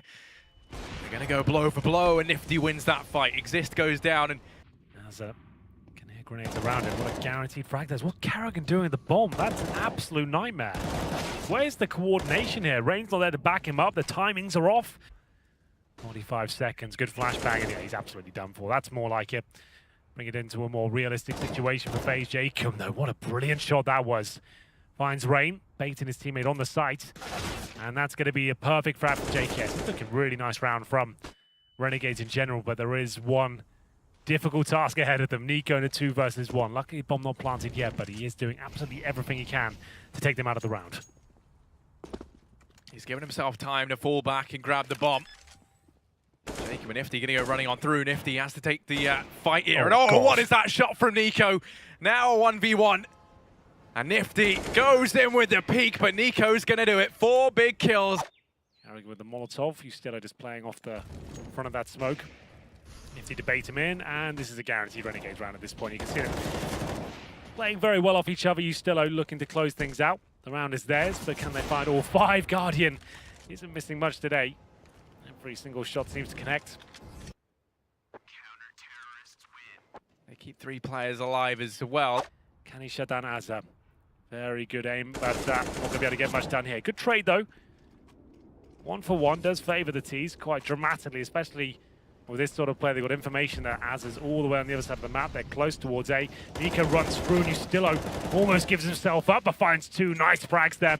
Nico and Rain going down. It's now a 4 versus 2. Carrigan joined by Guardian. You feel like more of the pressure as we get deeper and deeper into the round. Guardian has found a bit of space to move. Yeah, it's all on Carrigan. 1v4. And he's not even going to win that first fight out versus Ustillo. Over FaZe in this best of 3. Well, for a team that don't really play the map, they're doing a great job, but so's Guardian. Lovely stuff. Rain finally finding some sort of form here. That's his 4th frag of the half. Far from ideal by his standards, but this round looks like it's theirs. Nothing to lose. Nifty might as well go for it. Getting up close and personal. AWP in hand. Perfect target to come up against him. Guardian is looking likely to be A. 40 seconds remaining. Carrigan does nail the shot on Azza. That should be round, but Nifty still in this one, and that flick might decide it. Yeah, JKS comes rotating up. He was the star of the previous map over on Train. This time he's going to go barreling through. He's able to find that first and the second. Okay, JKS, 1v1 versus Exist. Bomb yet to go down. 15 seconds left on the clock, and JKS just playing with his food. He's going to go through, and he wins it out. He gets the 1v3. Yes, indeed it is. Rain with 1 as well. And there's the first shot coming in. Still will be hunting down Rain here. Remember, he's considered one of the best Bathroom players, and he lived up to the expectation. Can't find a single kill. They need this pistol round win if they want to propel themselves back into a good position in this second half. Nico, he's got it all to do, and he's going to fall short. JKS lands that shot as he checks on round the back. 3v5, and all 3 players for FaZe inside this A bomb site. Jacob, he's shut down 1. Knife out, doesn't have anything, and now it's just Carrigan. 1v5. What is going on in this pistol round? I do not know, but Renegades, they're up 10-6. Nico's going to go aggressive in the meantime in through short, and he's backed up by Exist. They're going to try and challenge for Connector. That's an opening pick found by Guardian. And FaZe, they're going to be feeling happy about that one. Look at this, Nico, they're not ready for this. No one's predicted this play in from Nico. He's dropped Jacob, and now he just looks to run for the hills. They've got a nice 2-man advantage. They just need to now turtle down into the sights and wait for Renegades to make their move. Yeah, I was expecting a lot more from Renegades this round. It seemed to just walk into the crosshair of Guardian. Didn't really do anything to fend him off. Like I said, I was expecting some sort of set piece. It's very common on the first gun round to try and capitalize on the fact they don't have all the grenades and incendiaries to hold you off, and this is looking like a walk in the park for FaZe here. They're right back in this one now. A very disappointing procedure there from Renegades after taking the pause as well. Molotov down, but not going to equate to a frag whatsoever. Azza and Co will make their way towards the B site. It's a contact play. This is not going to work out for them. Nico's just going to pick them off 1 by 1. 1. Oh, I stand correct. At least they do get 1 frag, but still 15 seconds unless they have a very quick kill on Exist. This round is absolutely done for. JKS keeping the dream alive somewhat. He has been great so far. Flashbang comes in. A desperate plan will have to go down. And not going to be the case. There it is. The pain of Guardian towards short. Very fast approach this time. No messing around here. He pushes all the smokes. The flashbangs, but Exist will take him down. It's getting a little bit awkward for Renegades. They try and get through. Nico's just there. Sat in the side. Remember, he's got the orb. Bomb to be planted, but still 5-on-4 in favor of FaZe. Yeah, Nico, he's the unknown quantity is hidden in this smoke, and they went running right by him. And if he's managed 1, now Nico, he looks to try be a smoke warrior. 2 versus 3, Nifty and Azza left alive, and FaZe slowly but surely making them feel very uncomfortable. Nico getting out to slam down 1 more. It's Nifty, and he only manages 1 kill. Exist is there to trade. FaZe will be on to an 11th. They want to try and haul this one back. Use the smoke to fade away. Rain's here and Wow. He's going to go down. Guardian's able to answer back. So we are into the 4-on-4. Renegades, they want to try and keep this pace up perhaps as they turn their attention down towards the B-bomb site. Azza looks to lead the charge. Nico and Exist here. Nico, quick flick out to Azza. And a second onto JKS. He's not done yet. Going to go back for more. Nifty does manage to shut him up finally. Now it's Jacob. 1v3 on the short angle. He's been pretty good thus far for Renegades. This would be an insane clutch to find, and no, Exist going to shut him down. This is where Renegades really have been struggling. They cannot get through the side. I said Guardian get a lot of picks here. Again, too easy for him. Where's the flashbang? He'll just pick off Azap. He's still trying to answer back, but not going to be the case. Still, he'll get one, but Nico's still alive and kicking. You see, they're so disjointed with this one. It's clumsy. And there will be a 3-on-2. JKS, star player so far, tries to bring this back in their favor. Yeah, rotations have already come, and Exist is slid into position over on the barrels, and they're not entirely aware of this. They just killed Nico here, but that's a nice flick back from Jacob. He's made this possible. JKS in with another. And now it's Rain. 2 bodies left to find. JKS is looking to be a little bit injured, though, 1 HP on him. And Rain playing it round the pillar. There's a minute left on the clock. He peeks on out, finds JKS, but Jacob trades back. 13-13. We're all tied up. Rain and Guardian still over here towards long, and Karrigan's just been spotted out on the cross. Nifty going to start to make his way up. He is going to fall. Karrigan now comes peeking out as well. You still know while he's able to answer back. They don't expect a 3-man hold here. Guardian. He's going to do damage. Exist denies the bomb plot, and suddenly it's just Jacob left alive. 1v3. Going to try and take the fight with Nico. He does win that one out. It still has Exist and Guardian yet to find. There's behind that pillar. Luckily, both of them towards shore. They will be trying to gun him down. And Guardian, that's a little bit audacious. This still could go horribly wrong. Jacob throws out the pistol, but Exist beats him to the punch. And it's just back to basics. This is what they've been doing every single round, rushing in a B. It's every time. Oh, hasn't worked in the past. Guardian's going to dismantle it. 3 kills. Guardian, what are you doing? He finally gets dealt with by Nifty, but he's done enough. Nifty 1v3 in phase. They want to try and take us through to a 3rd map, Henry. Real opportunity here. There was an opportunity until I saw the T side, and that's where things started to go a little bit wrong for them. There it is. It comes to his logical conclusion. We're going to Inferno. Howard's strong though. Smoke deployed, and it will be an A attack. Exist will drop down. Not quite to the pit, but he falls back to a more defensive line. He's hit all the headshots he can here. Gets the first, but oh my goodness, they haven't checked garbage. Guardian only good for 1.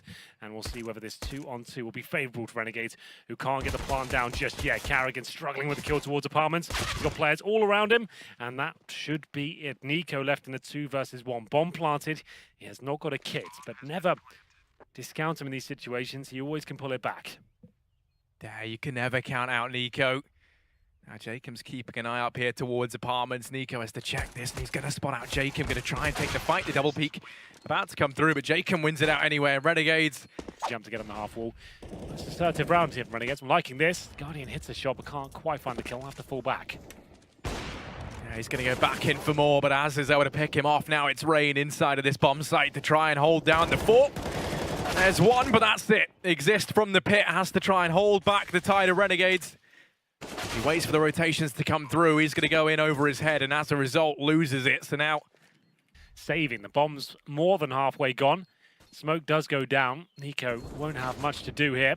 It will be dropped. JKS finds the frag, and Karrigan has to save the AWP. There is potential for stuff to go pretty wrong here for Renegades. They haven't smoked off CT. They try to play the contact play, and that's the collateral from Rain. Karrigan's dropped 1. And he's fighting for his life now inside the site. He's going to get dealt with. Rain comes back round, and there's 30 seconds left. Almost the wall bang, but not quite. Over towards Dark. They have to move swiftly. Exist going to lead the charge. Falls at the hands of Ustillo and Rain. He's tried his hardest, but he has to back away. He has to hold on to the AWP.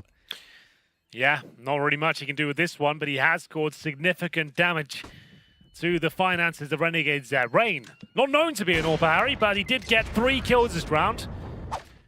Towards middle, you can see Renegades are in the zone right now. They're making some good calls, and Guardian missing a key shot there. Down he goes, will be punished for it. And Rain, one of the strongest quad players in the game, will be holding towards that very position. JKS hunting him down there. He'll push through, and surely He'll find the shot walking through the smoke.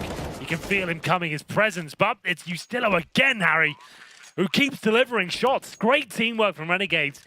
And this is a guaranteed round for them once again. A bomb site leaving only Nico here. He's holding a tight angle and they're going to merge. That's what we had to see. The collateral comes through and Nico, he's going to take that all day long. He's going to go back for more. He wants to take the fight. Both players going to come his way. He gets flashed off the angle as they're in with the opener. Surely, though, the Renegades train comes to an end here. Carrigan in with the double. We'll have to fall back here. And there's a wallbang attempt. Does actually land as has been tagged up. And another one. 100 damage dealt through the half wall. He might not know it as he misses the shot that he can see. He'll drop a smoke and try and set Carrigan up here. Yeah, a few missed shots, though. Carrigan going to go peeking into this. And both the players inside the site fall. Rain is trying to lock it down in the meantime. He's the first point of contact, and he's going to fall at the hands of Ustillo. 2-on-2. And Ustillo with 2 kills again. They are in good crossfires here. There's not much time. Will the smoke be deployed? It will. It's up to Jacob to try and do what he can, but it will be exist with the kit to defuse. It is comfortable in the end. Right here. Molotov to stop aggression from Azza.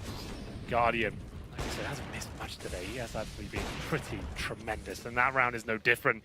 Ustillo and Nifty wondering what the hell just happened to them. It's Guardian, I'm afraid. Jacob down to 1 HP. JKS sneaks past the player in the apartments. Look at the damage inflicted. This round's done. It's over. I'm not even sure if they're going to make it to the site in time. They have to win these fights out straight away, and they look to be so far away from the site. Nico wins that. Guardian shuts down Jacob, and it's JKS left. 1 versus 3. He has found Guardian. He has to deal with Nico. He taps him down. There's no time left. And he gets all the kills he needed. But he's not able to get the bomb down in time. FaZe will be in the 3rd round, and that is pretty gut-wrenching, I think, if you're Renegades. Smoke again towards us. Yes, they're going quad. And indeed they are. 1 player towards the apps. Full execution. Rain with a nice pop flash. Carrigan completely wrecked by it. Azza will find the first kill. I'm not sure Rain can do much with this. He'll get 1, but that's it. Carrigan completely segregated from his team, but Exist is there to pick up the pieces. Azza, 2 versus 1. Knows exactly where Carrigan is. It's only a matter of time before Guardian will show up. The smoke's going to go down. No chance. And Guardian will take him down. Good stuff. Might just even commit to the B-hold. Guardian, that's a nice fight to win. He's going to get away. Ustillo wasn't able to find the trade, and that would have been a massive kill for him to find. There's a man so deep behind enemy lines. Rain could catch him off guard, but no, Azza's going to win the fight, and now suddenly the pressure's on. Guardian and Exist here inside the A bomb site have their works cut out for them. Renegades leaving it down to the wire, but Exist gets found, and now it's Guardian. He's looked so good for FaZe. This is such an important round for them to pick up, or else their economy is gone. And Guardian in the back of the site, 20 seconds left. We can't count him out, but Ustillo's going to find him. Tucked away at the back, Carrigan has to save. And now you can see Renegades, they've started to turn their attention over here towards Banana just a little bit. You still have Nifty posted up with the AWP. Rotation comes back around. Guardian, Azza, able to try and keep things even, but Exist re-extends the man advantage back in favor of FaZe. There's 30 seconds, the bomb gets dropped, and Guardian, well, this would be it. 3 big kills down towards Banana. And FaZe, they lock themselves in the 6th. Of course, it's Guardian to get that done. The CT forces now Exist towards the top of B. All 5 players here actually just going for a straight up rush. 3 CTs waiting for them. Jacob boosted up, but an awkward weapon to have up there. Ideally, you want the CZ in that position. And the CT's just being overwhelmed. Nico finds 2 kills at the Glock, and that's going to be round, I'm afraid. Nifty, maybe I spoke too soon. Lovely shot to take down Carrigan. But now he's been spotted. He's able to get 1 more. That's it. Ustillo backs away to hold on to the CZ and the smoke another day. They just concede this round the way of FaZe. 7-9. The rest of FaZe are out and in towards mid. They're able to find Ustillo. Around comes Azza. He's going to fall at the hands of Rain. Jacob tries to do damage, and he does paint a couple of players up, but it's all onto Nifty. And he can get nothing done. Lots of damage inflicted, but no kills found for Renegades. Guardian, one of the best T-side AWPers on Inferno. He'll show you why right now. If he gets this kill as well, that would be insane. Jacob will... Look at this FaZe. This is a very, very confident approach. They're going to get there, but Ustillo holds them back. How has he managed that kill onto Exist? He might have just made this round possible for Renegades. As now Carrigan fighting over towards short, has to fall back. Azza looked like he wanted to go through the smoke, and he's even tagged up Nico. That would still be detrimental to your finances. So keep the money in your favor, let it swell. Focus on your game. Jacob Jacob's waiting on Speedway on the other side of Arch. Nifty finds the first kill out on a Guardian. You still are going to drop Carrigan over in Apartments. There's only 17 seconds left on the clock. They're going to start to make their way in, but the flash holds them back and keeps them at bay. The bomb's down over on short, and Jacob and Nifty lock it all down. Renegades in with an 11th round. Inside of B, Nifty's down in CT spawn. He will get smoked off. But the Incendiary's doing a fantastic job of delaying this play. Now it looks to come through. 15 seconds on the clock. JKS opens up. He tries to duck down, but Jacob, he's going to fall as well. Nifty tries to get work done. There's 7 seconds left to get this bomb down, and they are just going to be able to get away with it. Oh. Oh, maybe not for long. Nifty with the AWP does shut down Carrigan. Bomb planted, sure, but Rain's got to find 3 of them. If he had 100 HP, I'd say it's possible. He has got the smoke, and they're not pushing towards his position just yet, but here comes the utility. It's a very obvious position. You can't actually see the bomb. He's still ready and waiting. Yeah, will work out. This is the sort of thing that I think you love to see. The nade's going to find so much damage. Oh dear. Ooh, that's the missed smoke, and that could be massive. JKS going to fall. Jacob gets smoked off, and actually this is a pretty good round. Exist going to find Jacob through the smoke. And now the pressure's on. They've scavenged themselves a rifle onto the back of Exist. And ooh, Nifty, how's he taking that much damage? He's going to get tagged down at 8 HP. They just give this one up. FaZe, they've only gone and done it with a couple of Mac 10s, a CZ here and there, and a sprinkling of utility. They've managed to find themselves a 10th round. One Mac 10 will be brought into this round. All the players on the other side, though, will be maybe not anymore. Carrigan goes down nice and early. Nifty taking a leaf out of Guardian's book there. First pick towards T-steps, finds it. 5 on 4. This is interesting from Renegades. They stacked 3 players over towards Banana early on. Weary, I think, of the aggression in that previous round. This has left the A bomb site a little more vulnerable. They're going to flash Ustillo around, and just like that, he's picked up Exist. Over in Apartments, he extends the man advantage that much further, and now Renegades, they can just apply the brakes, slow things down. It's FaZe who are in the hot seat. They have to be the ones to step up and make a play. JKS boosted up here, does have support from Jacob. Incendiary going to come out. Jacob's able to find 1. That Incendiary does buy them time as well. Lots of information, good flashbangs. You can see they can't get comfortable here at all. Rain has to find the instant kill. He's hoping they give him a chance, but it's not getting any closer. Guardian will find 1. Oh my goodness, almost a team kill. They're both incredibly low now. He's still out. Watches for the cross. Very patient play. Well done by him. Biding his time, not overcommitting. Just wanting to run down that clock, making sure his teammates with him. Let him plant. That's fine. We know he's low. Nifty, unfortunately, doesn't deny it, but still, getting the round on the board, that's the all-important factor. And we get into the next round, he will be challenged, and there's only so many times Guardian will let you pick. FaZe looking to pick up their 11th round. Henry, I feel like this is going to be one hell of a map that goes the full distance Oh, here. yes. Is this round even possible at this point in time? They have to go back for the bomb. Still 2 players inside of B. JKS going to drop Nico.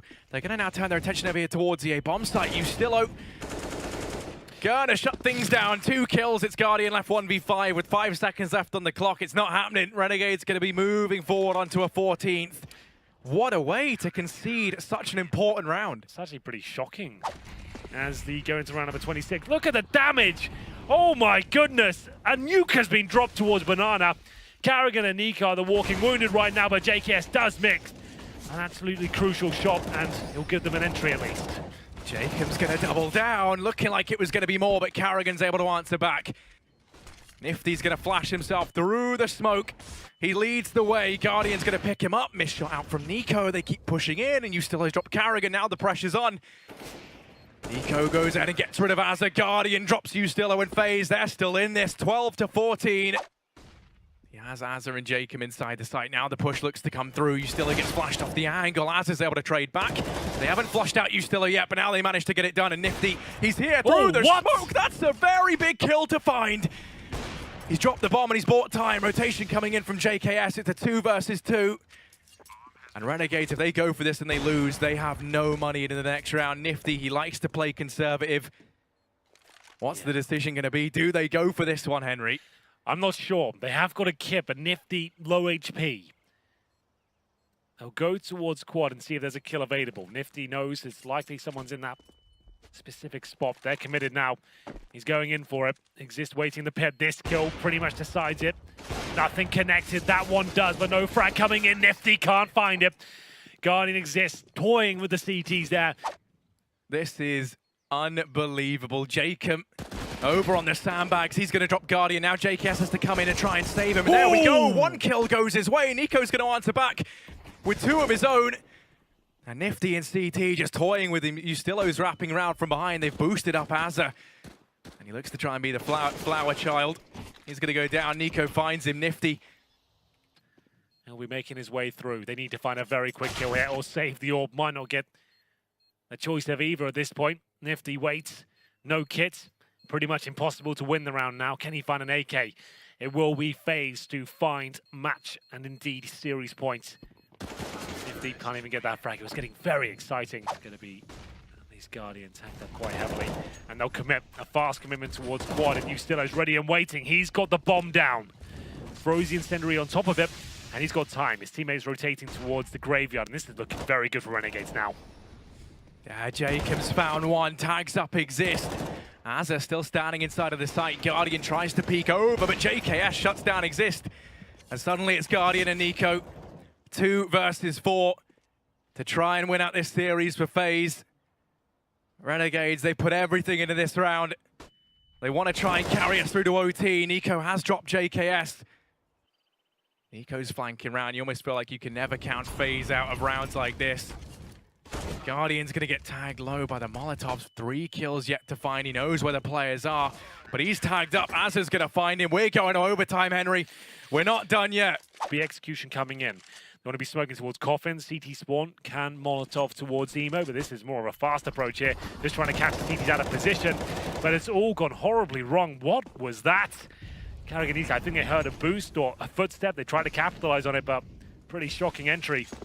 5 on 2 now, and Exist and Rain trying to boost up in front of the smoke, seeing if anything is available to them. Yeah, nothing's there. Renegades aren't looking to give anything up.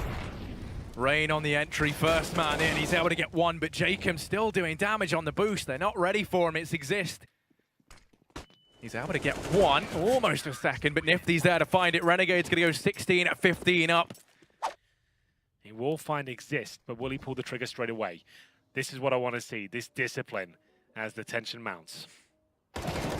He does get caught out. Exist going to turn around, but Ustilo finds him, and now in the pit, 1v4 effectively. Rain's going to try and cross. Ustilo's dropped the bomb. Is that going to be enough on its own? Karrigan's going to duck into the bomb site. He has to get the bomb down. Ustilo, he's bought time for the rotations, but Nico drops Jacob. Ustilo goes down in the pit, and now it's JKS and Azet 2 versus 3. The bomb down at FaZe.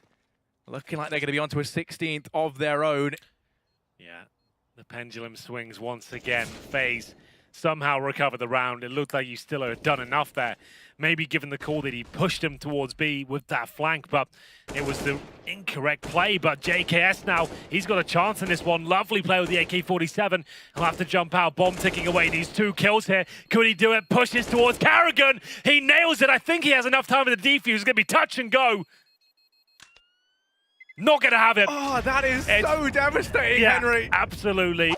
FaZe looking like they want to go fast in towards the A bomb site. Ustilo over towards apartments. He gets held back. The flashes come through, but he's doubled up. How's he managed that? Ustilo's on 3, and that is absolutely unbelievable. Guardian tries to pull this back, but Ustilo, he's trying to be the hero once again. Azza's now dropped Guardian. It's Nico 1 versus 2, and Azza's going to finish it off with the Deeg. What a round!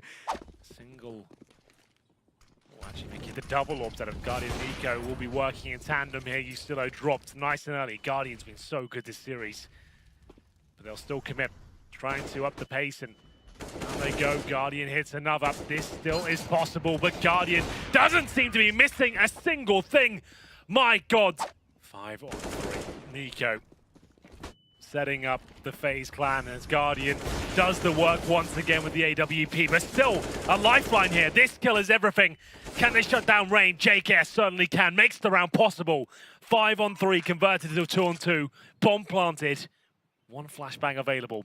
They have to fend off Karrigan and Nico now. Yeah, both players already rotated in from B. They've got plenty of time to work with. JKS and Azza are both tagged down low. The Aussie brethren back to back to try and lock in this round. Carrigan's been found, and Nico goes down shortly after. Renegades 3 on 5. And I mean, what a testament this would be to how much the Renegades have improved since we saw them here last year. Nico, oh, that's what you want to see if you're a FaZe fan. Collateral down banana. He wants to try and claw us through to double overtime. You just bring it up how he hasn't looked himself, and that's the sort of hero play. Alone and inside the site, the other 3 players now look to push on in. Nico's relocated onto Coffins, and Carrigan falls at the first hurdle. Surely they don't get back into this round. Surely this isn't how it all ends. Guardians down in CT. The smoke going to start to fade. Nico gets burnt out. He has to push forward. He's tagged up. Gonna miss that shot on a Jacob. Now he's out with the dig. He's dropped JKS. Jacob and Azza left alive, and Nico's on 4. What is happening? Azza 1v4. He has to try and get it done, but he only manages 1. We're going to be going through to double overtime. Nico still looking very confident despite being tagged down at 21 HP. He's going to win that fight over Nifty. And what a shot to land. Guardian now goes through the smoke. He's going to try and make things complicated, but instead he goes down. Ustillo in with a double. It's Carrigan to try and keep them at bay. He's in with 1. He lines up the other, but Ustillo, while he falls, Jacob and Azza, they lock in the round. Renegades 19 to 18. Has stopped Guardian from rotating round. Nico tries to hold the fort. They're going to start to come his way. Going to go back for more. Second kill for Nico. Maybe a little bit more as well as he does tag up Azza. This round's all over. Bomb looks to go down, but Guardian finishes things off, and it's going to be 19-19. Rotation coming back from Carrigan. They're going to have 4 players inside the A-bomb site to try and repel this offensive. Guardian, there's a smoke there, but he still manages to dispatch of Nifty. Azza going to try and wrap through long in the meantime. Rain tucked back in the cubby. They've been able to find Guardian, but now Rain locks down 2 and a third. The hat trick over from the cubby, and now it is just JKS 1v4. 40 seconds left on the clock, and Rain, he cements that 20th round for FaZe with a 4K. He can try and go in by himself or try and backstab when his team fully commits. Rain certainly has. Takes down Nifty. If he nails this shot, the round could be done. Looks towards a pin, and Carrigan, clinical precision there, does take down the remaining players on the A side, and this could be it.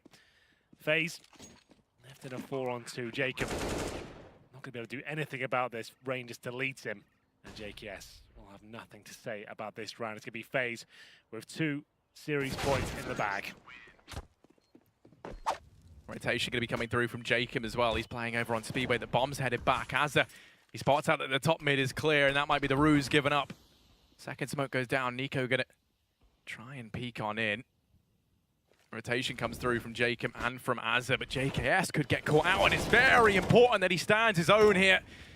He drops Carrigan, 30 seconds on the clock. FaZe creeping on into the site. Nico gets painted up by Azza in through CT. Guardian falls to Jacob, and Exist tries to fight back. He manages 1, he manages 2, but he still has 3 to find. He has to get the bomb down. There's only 17 seconds. He can't make it. He can't make the rotation, surely.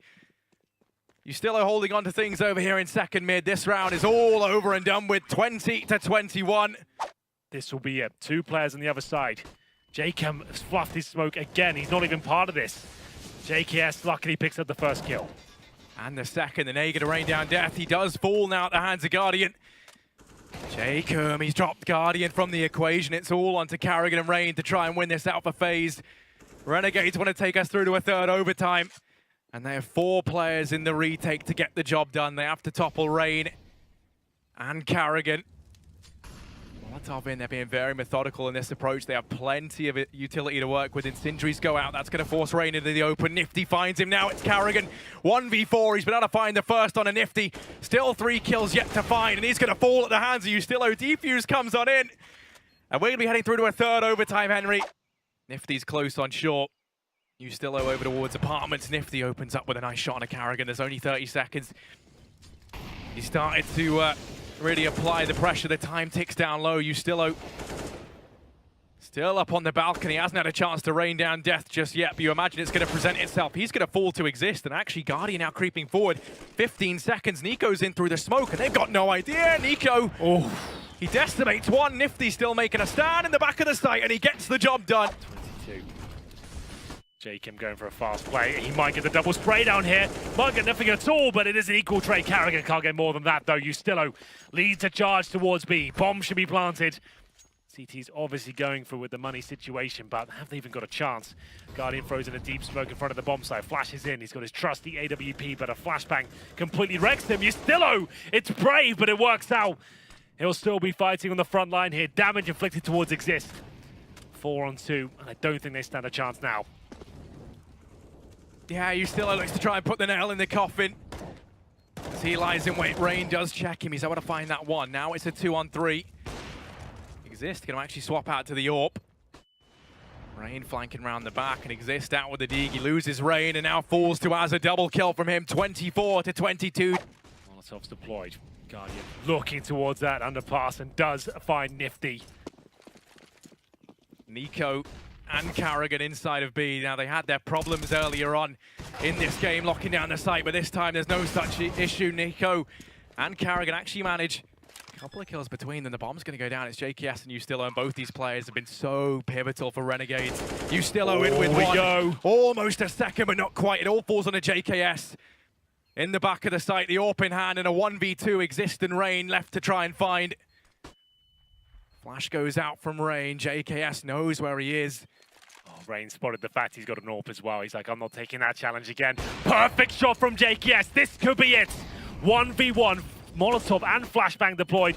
JKS finds the AK-47. This could be the frag, and he's done it. Renegades are going to the playoffs for the first time in front of the home crowd. They'll be able to represent their country. There's going to be the initial fight on Tarek. He's got one. Rush is taken down in mid, but FNS is still holding ground. The Cloud9 hold their ground. You have 2 players by B now, both kind of going towards coffins. A bit of an adjustment in position. FNS hot in the hill, spots out one. The call's going to be made. They know what's happening now. Skadoodle taking a bit of a wide fight there, but he's buying time, and that is exactly what they want. The knife in the back should be coming around. FNS, you want to be hitting those shots. You see Automatic kind of holding the cards close to the chest as the bomb goes loose, and Skadoodle, he gets hunted down. Great work from Tyloo. Even though the plan was known, Automatic with the high flash will pop over. If they hear or get any contact, FNS can fall off it.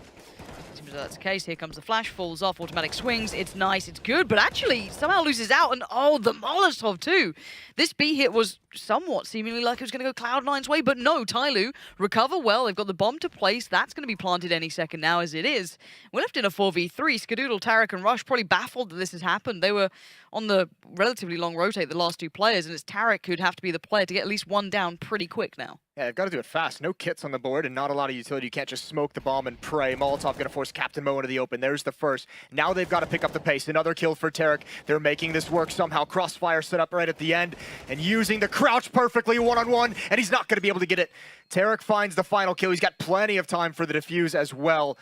I'm looking at Skadoodle here. Jason? Love it. Oh, Tarek, don't love that. That is not ideal. FNS is going to be the next one. Bentet with a double entry. He was a monster against SK, and they could use that again here in a free B bomb site. Skadoodle and Rush can't even fight for it. Oh. We've seen this shotgun. Obviously, Oscar's made it pretty popular recently. So Look, the thing is, it has places it can be viable. It's when that doesn't work, you can't retake, you can't do much else, right? That's always the case. So Skadoodle could find somebody here. Somebody well aware now that he's got their attention. Doesn't particularly want it when that happens. Execution, the crocodile snaps. Bentet going forward, spraying through the smoke, just still trying to convince, and that is very convincing. 24 seconds, that is going to sell them everything. It's down to Rush here. He's the one player left towards A. He's going to hear the steps. We can see the return. That's brilliant from him, though. 2 big kills, denies the quick hit, and now the CZ comes in. Tarek barreling forward, but only to be denied. It's down to a 3v2. Bombs planted. Smokes are up. And it looks like Tyloo really have a grip on this.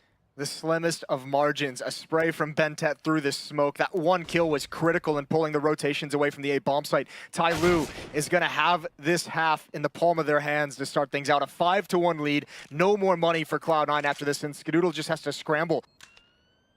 Skadoodle knows he's being hunted, just being passive, tapping away. That's going to cause Bentet to peek into it, and there's the AK-47. Gets on the back of that flash, pushes down. They know this could be the B hit, but look what they've got to work with. Very little. DD is so aware, though. Turns around, catches two out, and that's the awareness done. But they're still going to go for this B hit. That could be a potential problem. Automatic is here. The Molotovs are kind of keeping them at bay. Skadoodle wins out in middle. Again, they're pulling them left, right, and center. 25 seconds, and the bomb's going for a walk up middle. Skadoodle, is he going to play the timing right? Can he get anything else out of this? He's going to do what he can. Gets himself a gun. Wasn't heard, and that's big. Now down to the 2v2. We've got one player towards Banana, one planting on A. What a very confusing and messy round now. Yeah, this is a little bit weird, and somebody's got the tough decision to make. How quick does he go for this flank? How quick does he try and get over to this bomb site to help his teammate out? And he does it way too haphazardly, not checking his corners. Skadoodle has just played a masterclass on this flank, and it's all down to Bentet. We've seen what he can do in 5-on-5s when he's opening rounds. Now he's got to clutch one out.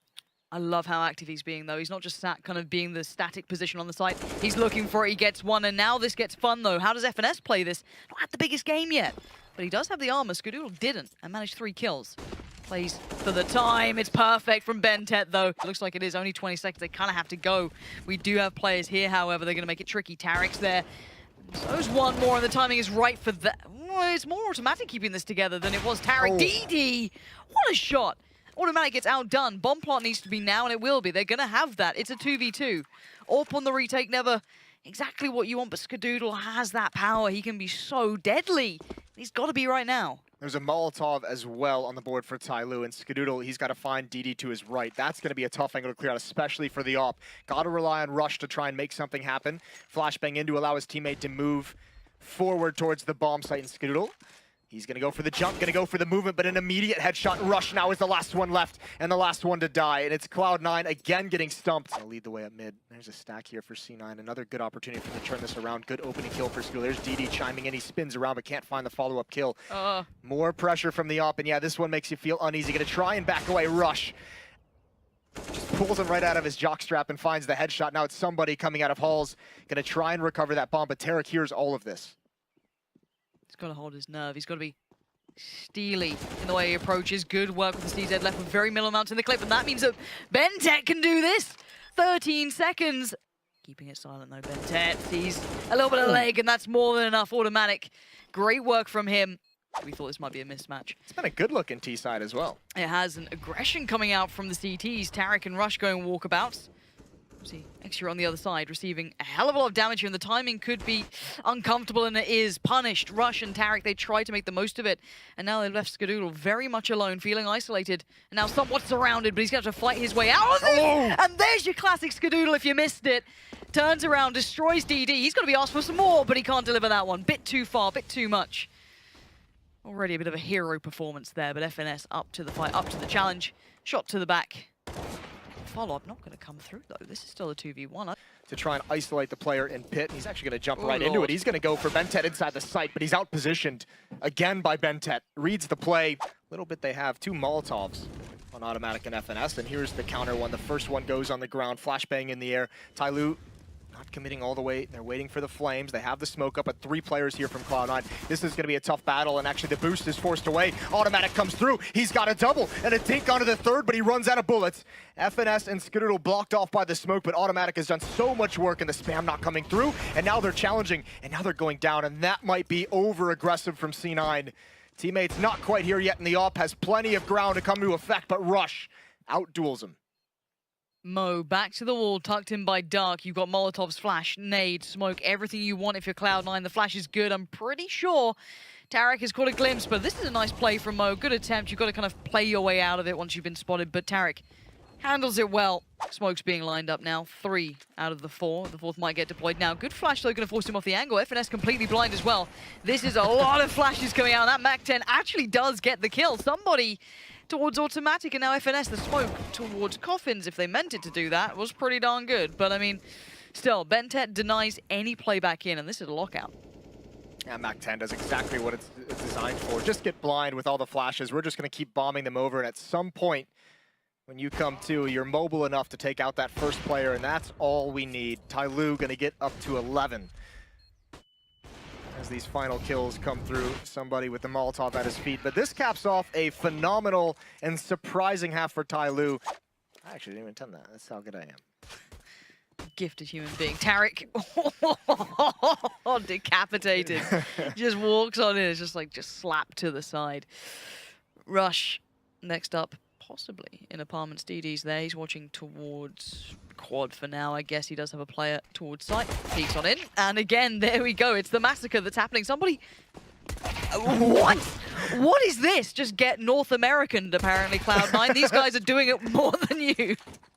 zero utility. But Automatic has that deagle, and that is worth its weight in gold. He's going to have to follow it up, though. There's a player in towards Cubby, that being DD. Shot to the back, he's keeping them at bay, doing the best he can. They are going to overwhelm him. Good work from Cloud9 using those numbers, and apparently those CZs. His teammate tries to turn the corner, and they're pretty much out of this round. Take some of the guns away at the end if you can. Somebody thinked up, but does find Tarek. Now going to fall back. Tyloo have such a big lead as well. This is where it comes into that point. Oh, the drop damage doesn't quite finish him off, but FNS wants to find that kill. This is where it gets quite interesting for Tyloo. Obviously, it stings to win pistol and lose the second round in this way, and you're going to want to kind of come right back in it and try and respond immediately. But with that 12-4 lead, you can always play the economic game. You're going to hope that they're applying pressure to force some of those nades out. Here's a pop flash. One player turned from it. He's going to go down, and Tarek now, he's got to back away. He's the only one here in that smoke. That is a nice mid-round play from Tyloo. There's a lot of players here now. This is the thing. Tyloo still outgunned, but so not outnumbered. That is impressive work with the CZ coming out of library. That's 2 kills. Swiftly put into the bag, into the pockets, and this is looking dire. There it is. Shut out, shut down. Tyloo get to 13.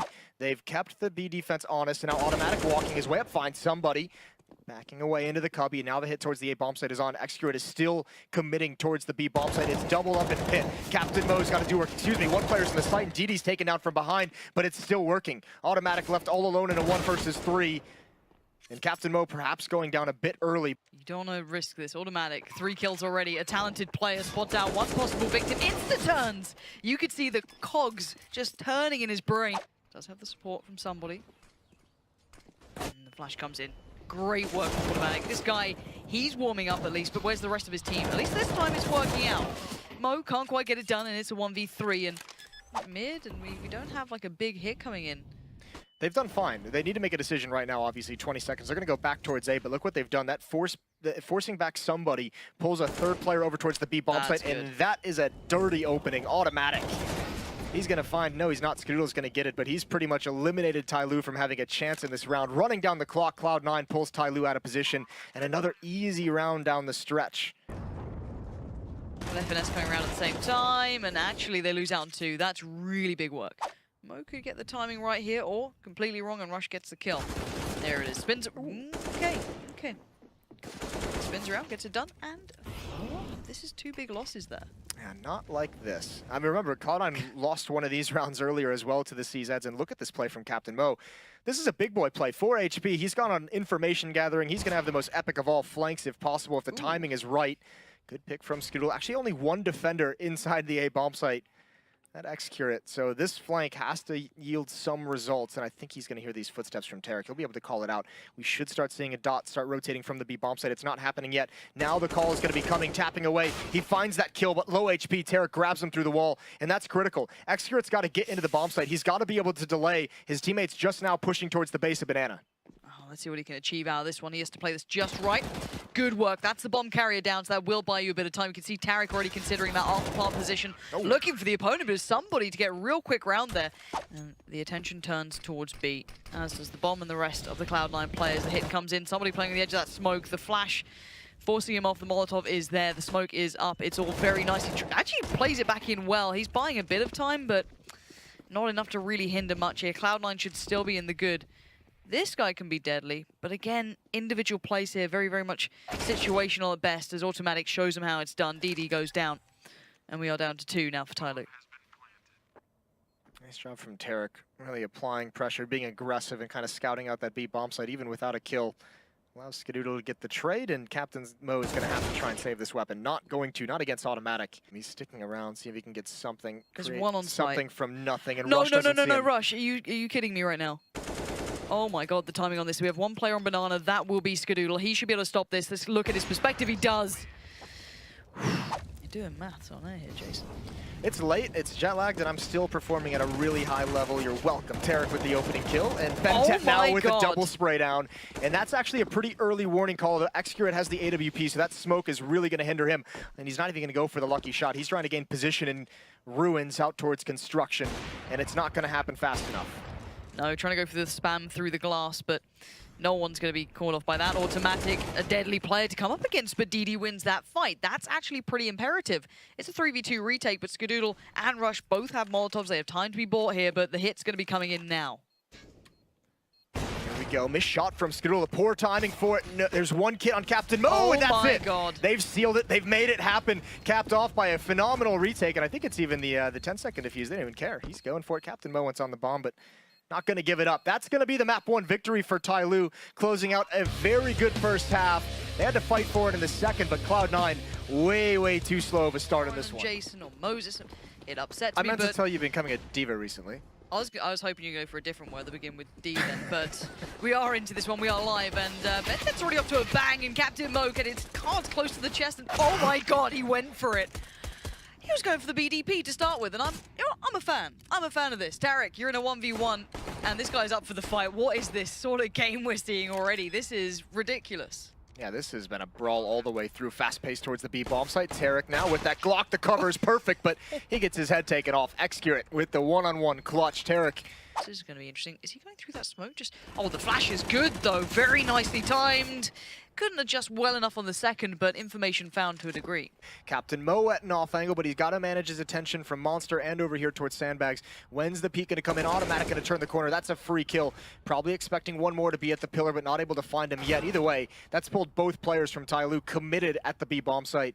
And all the meanwhile, Cloud9 slowly encroaching towards A. They're going to be able to get a free plant, and the question becomes for Tyloo, do they want to go for this retake? Again, ignore the overlay there. Bit of an issue on that one, but it is 2 players left alive, and the bomb is planted. They are close, but there's not much playback into that with no utility. Ability flashbang to allow the counter boost to come in from the CT side, and Skadoodle, oh, he's going to search for it. He's down to 1 HP. DD's going to be frustrated with that one, but here's the aggression from somebody. Makes his stand right behind the smoke. Russian automatic winning their respective fights. Excurate and Bentet going to be taken out of the fight. They need to just back off. Ooh, FNS, the timing, he just turns away. He's back at the A bomb site. He's just got to be cognizant of the fact that players can come up the stairs, but here comes the hit. DD with a big trade, spots the bomb far back. Bentet closing in ever so quickly. Somebody's got to try and hold things off, and Bentet's going to have a big role to play here. They're trying to make their way Cloud9 into the bomb site, but it's not happening. Bentet might not even be a factor. He does get 1, but it doesn't matter. I think they might have lost this either way. But excuse that, it's actually Skadoodle who's turned this into a one-on-one, only 3 HP, and Bentet giving up his position. Smoke to drop on the bomb if he chooses to, spending a lot of trying to clear things out as much as possible. Skadoodle might be able to spam this. He should be able to spam this. He's going to be off initially. There's the transfer. He's out of bullets, and Bentet, he might just do it. Skadoodle's got to risk it. He's only got 2 health, and there's the defuse. Oh, just stab me in the eyes, Jason. I can't take this. They could have definitely worked off the back of that. Oh, the spam rush. Probably very frustrated. Mo now, next in line. Did he catch a glimpse or not? No, I think automatic was a little too low, and that actually opens up that opportunity to take down somebody. Now Mo swings in a little late towards Monster and gets caught out. This is much better from Cloud9. The pacing is decent, but DD sees the shadow, gets the damage, but doesn't get the job done. Bentet this time not going to get even a chance at it. It's down to just Excurate. He got that big kill towards FNS, but a 1v3 after plant situation looking unlikely as they've got good after plants and he's already off. Bentet pushed up. How far does he want to go? Either one of these players with wrong timing, and FNS going to spot it out. Now Bentet has to retreat as he fights, and he's not going to be able to get all the way back. FNS, good win. Good duel overall, but the re-aggression from somebody could be punishing. Yeah, Mo finding automatic down by, I'm pretty sure that was a monster peak quite late in the round. Yeah, minute was down, somebody, the timing is right. Catches FNS. But you can see the replies back and forth. This is not a done deal by any margin. It's a 3v3. Double AWP still into play, but the position from somebody is a real nuisance. It's down to 2 now, and the last 2 players, if they won this round, of course, kind of have to start hitting the sights. Skadoodle catches a glimpse of a leg, but can't find the body, but now knows where 1 player is. This is tough for Cloud9. Where do they want to go? Because that losing Rush kind of boxes you into that B bomb site. They just had to go elsewhere. Somebody's in a full retreat back to that bomb site, wants to get into relative safety, wants to be able to spot and call teammates over, and he goes out towards long. He knows Cloud9 doesn't have the time to clear all of that out and come that long way, so he sets up the crossfire. And these flashbangs are perfect, but Tarek doesn't clear it. He looks the wrong way. It was 50-50, and there's Skadoodle, but Excurate finishes it off. Yeah, and Tyloo still have utility. They still have that double AWP, and that's one of the 2 pieces being put into place. Skadoodle, again, always going to be answering back. It seems like he's ready this time, aware of somebody wanting to make that pressure play, but with Captain Mo shutting down automatic on Monster, going to make this a little bit less kind of spicy, a little bit of that power gets removed. And the smokes, this looks like a rushed affair, but they're going to try and make it count regardless. Tyloo's taken some really poor fights. You don't need to be making these peaks. Somebody and now Captain Mo, you have man advantages in both of those and you give them up. They still have a good chance to take this one. Skadoodle in a 1-on-2 with the off. He's got to hunt down Bentet, but the headshot is too swift. When can we go on this? When's the player from Underpass going to get here? We've got to make the move now. Molotovs go in. This is a very well-constructed hit, but somebody is not pressured just yet. They line up, but there's still a player on towards long. Down by Monster, and DD might just be that Monster from the depth. You've got Tarek and FNS falling. Skadoodle desperately trying to keep this one together. He gets the rifle, he gets the kill, and he gets it down to a 1v1. Skadoodle planning pretty deep into the bomb site. Risky. It's exposed towards Bank, but he's going to get it off. Now the jump peek, he spots it out. They both know exactly where they are. Nade, utility being used. Oh, God. Flame's going to force him into the open, and I think he was thinking of where the fire might spread to if he was safe or not, and couldn't even react in time. It's been a revelation for this defense. They've built, what, 3 or 4 rounds off of it so far. Even when it's overextended at times, they've still been able to make it work, and this time again it happens. Rush is loving that fight at the moment. He's got a kill on the Alpers of Tyloo. Past 2 rounds from that exact fight, and somebody's forced forward and not able to land that shot. Rush with a second. 4-on-3. Here's the execute towards that A bomb site. All the utility being used. Flashbang brings Captain Mo, but he finds one at range. He goes back for more. Rush is there, and now the flank. Oh. DD's been waiting this whole time for this play, and he's not able to make it work. Not as efficiently as he'd like, but he's given Bentet a 1-on-1. Automatic on the hunt. This guy is out for blood. 15 seconds, though. He's got a time limit to this. Flash. 2 flashes. Bentet goes on the swing. He just swings out on it. Automatic unable to do much about that. The safety net, and here's the aggression. There's 3 Tyloo players here. Automatic, he can't even retreat. He's got to fight to the death, and that death comes swiftly. The sweet, sweet release, and it's a 5-on-3 now for Tyloo. My lord, Cloud9. The rush towards A comes through, doesn't stop. Ben said this guy is just on a vendetta. He's tired of how that first half went on this map. He didn't like it. He wasn't having that big game, but look at DD's positioning. Beautiful work. Yeah, it's getting there. It's getting close. Here comes the hit. Tarek's going to get in front of that smoke. Does a little bit of damage, but he's got no backup, so just backs up into the bomb site, actually into the smoke, and he finds one around the edge. Somebody wasn't expecting that whatsoever. So a 4-on-5. Bomb going to get planted. Still relative safety for Tyloo. But I think Cloud9's going to go for this. Going to try and get a little cheeky boost action, see if it can produce anything. Rush. The top of the totem pole, not peeking up over the fence quite yet. Look at Skadoodle with the USP coming through. Now you peek when it's ready. Captain Mo didn't spot that. Rush did. Tarek and Rush combined for 2, and now it gets dangerous. Still a decent chance that Tyloo can recover, but it's all on DD. There's no kits. He's got to get this first kill, but not able to. Tarek, a quad kill. Looking for that op on Skadoodle to peek at Picnic. It's not going to happen. Skadoodle, he's going to see the legs, and Captain Mo walks right into it. Nice pick for the defense. And Cloud9, if they're able to get away with this one without taking too many losses, this could just catapult them into almost an unrecoverable position for Tyloo. Feels like that might be the case. Trade comes out good. Playthrough from Automatic, not letting anything slip. No one gets away with it. They have a bit of a clear run, so we'll see how quick they can spring off this. There it is. Let's see if they go for a quick hit. Again, they don't know that all the players have peeled off away from A. They have no information on that. They're unable to check. Have to go for this. They don't have utility to go elsewhere, and this is the best chance they'll have. There's a fast flank coming in, and all Cloud9 has to do is delay. It's Automatic coming up the stairs. Who else? The flash is so good. Yeah, blind opponents as well, and it's shooting fish in a barrel. Automatic now just buying time. 25 seconds, the bomb's going to go down. Here's a Molotov. DD's going to be forced away as soon as he plants, but he's got an advantage on the angle over FNS, and now going to come through the smoke. He's going to drop down. FNS, this is an awkward fight, and DD has somehow won it, and he might have put Tyloo in a position to just win. Oh my god, Skadoodle's probably not happy about this. And look at Execurate's angle. This is very nice. Barrel shows, and that's all he needs. DD has done the dirty, and now Skadoodle's having to fight the good fight, trying to keep them away from that bomb ticking. And oh, he's going to try and get a hand to it, but no, Execurate's so well played. If they head around towards B, the stack, this boost, could be the downfall of many. They are checking on it, but for how long? Captain Mo's eyes. Oh my word, Bentet. That was quick as you like from Skadoodle. That's the reactions you're looking for. DD now, you up to the task? Are you ready for the fight? No, it seems that that's not the case at all. FNS was there at the barrels. Excurate swept aside. And that was just sheer dominance from Cloud9. Yeah, a disaster of a round for Tyloo. As soon as Bentet goes down, it's like all the chains have been released. The in-game leader falls, and everyone just pushes forward into aggression. Look at this from Captain Mo. If he was able to get that kill on Skadoodle, that might have given him a great opportunity. Jumps over the vision of Tarek, but it doesn't really matter. He's got to go back for the bomb, so Cloud9 doesn't need to move to get some picks with that AK-47, and now you're just going to pick up the pace. CZ's close up, and actually Skadoodle a misplay. He's getting run down. No. The pistols are in, and the bomb is being planted. Not like this, Jason. Execure's going walk about, and look at this. 3 players to his left. Are they considering it? I think surely automatic called out. It looks like they're now like preparing rush. He checked it, but he didn't check deep enough. And now FNS gets tagged up. We're in a 3v2. Still advantageous to Tyloo. Keep in mind the bomb is ticking, and no kits. Yeah. Actually, no, excuse me, FNS does have a kit, but... You still save. It's just such a low percentage round from here on. It's all going to come down to him. Look at the amount of Tyloo bodies just piling up behind this smoke. This could be everything. You can see the lineups now being made. The step forward with the Molotovs. They're getting ready for a rush. You better be ready. He gets one, but it's traded out instantly. Mo not going to move away from this. FNS does claim Mo, so again, back and forth here. But it is a 3v4. The T-side still have step to this, but they've lost that pace. They've lost that momentum. Rotations are in. Smokes go up. And it's not over just yet, but FNS wants to put his foot down, and he's done just that.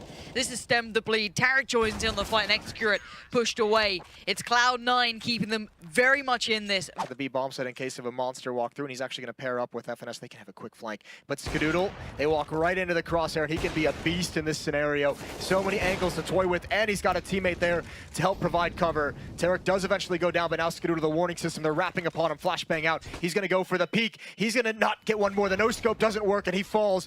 But he's bought time. He's bought information, but Excurate is getting all the kills, and now it's automatic. Right through the edge. Captain Mo goes down into a 2-on-2, but so much pressure. There it is. Bentet and Excurate right at the end.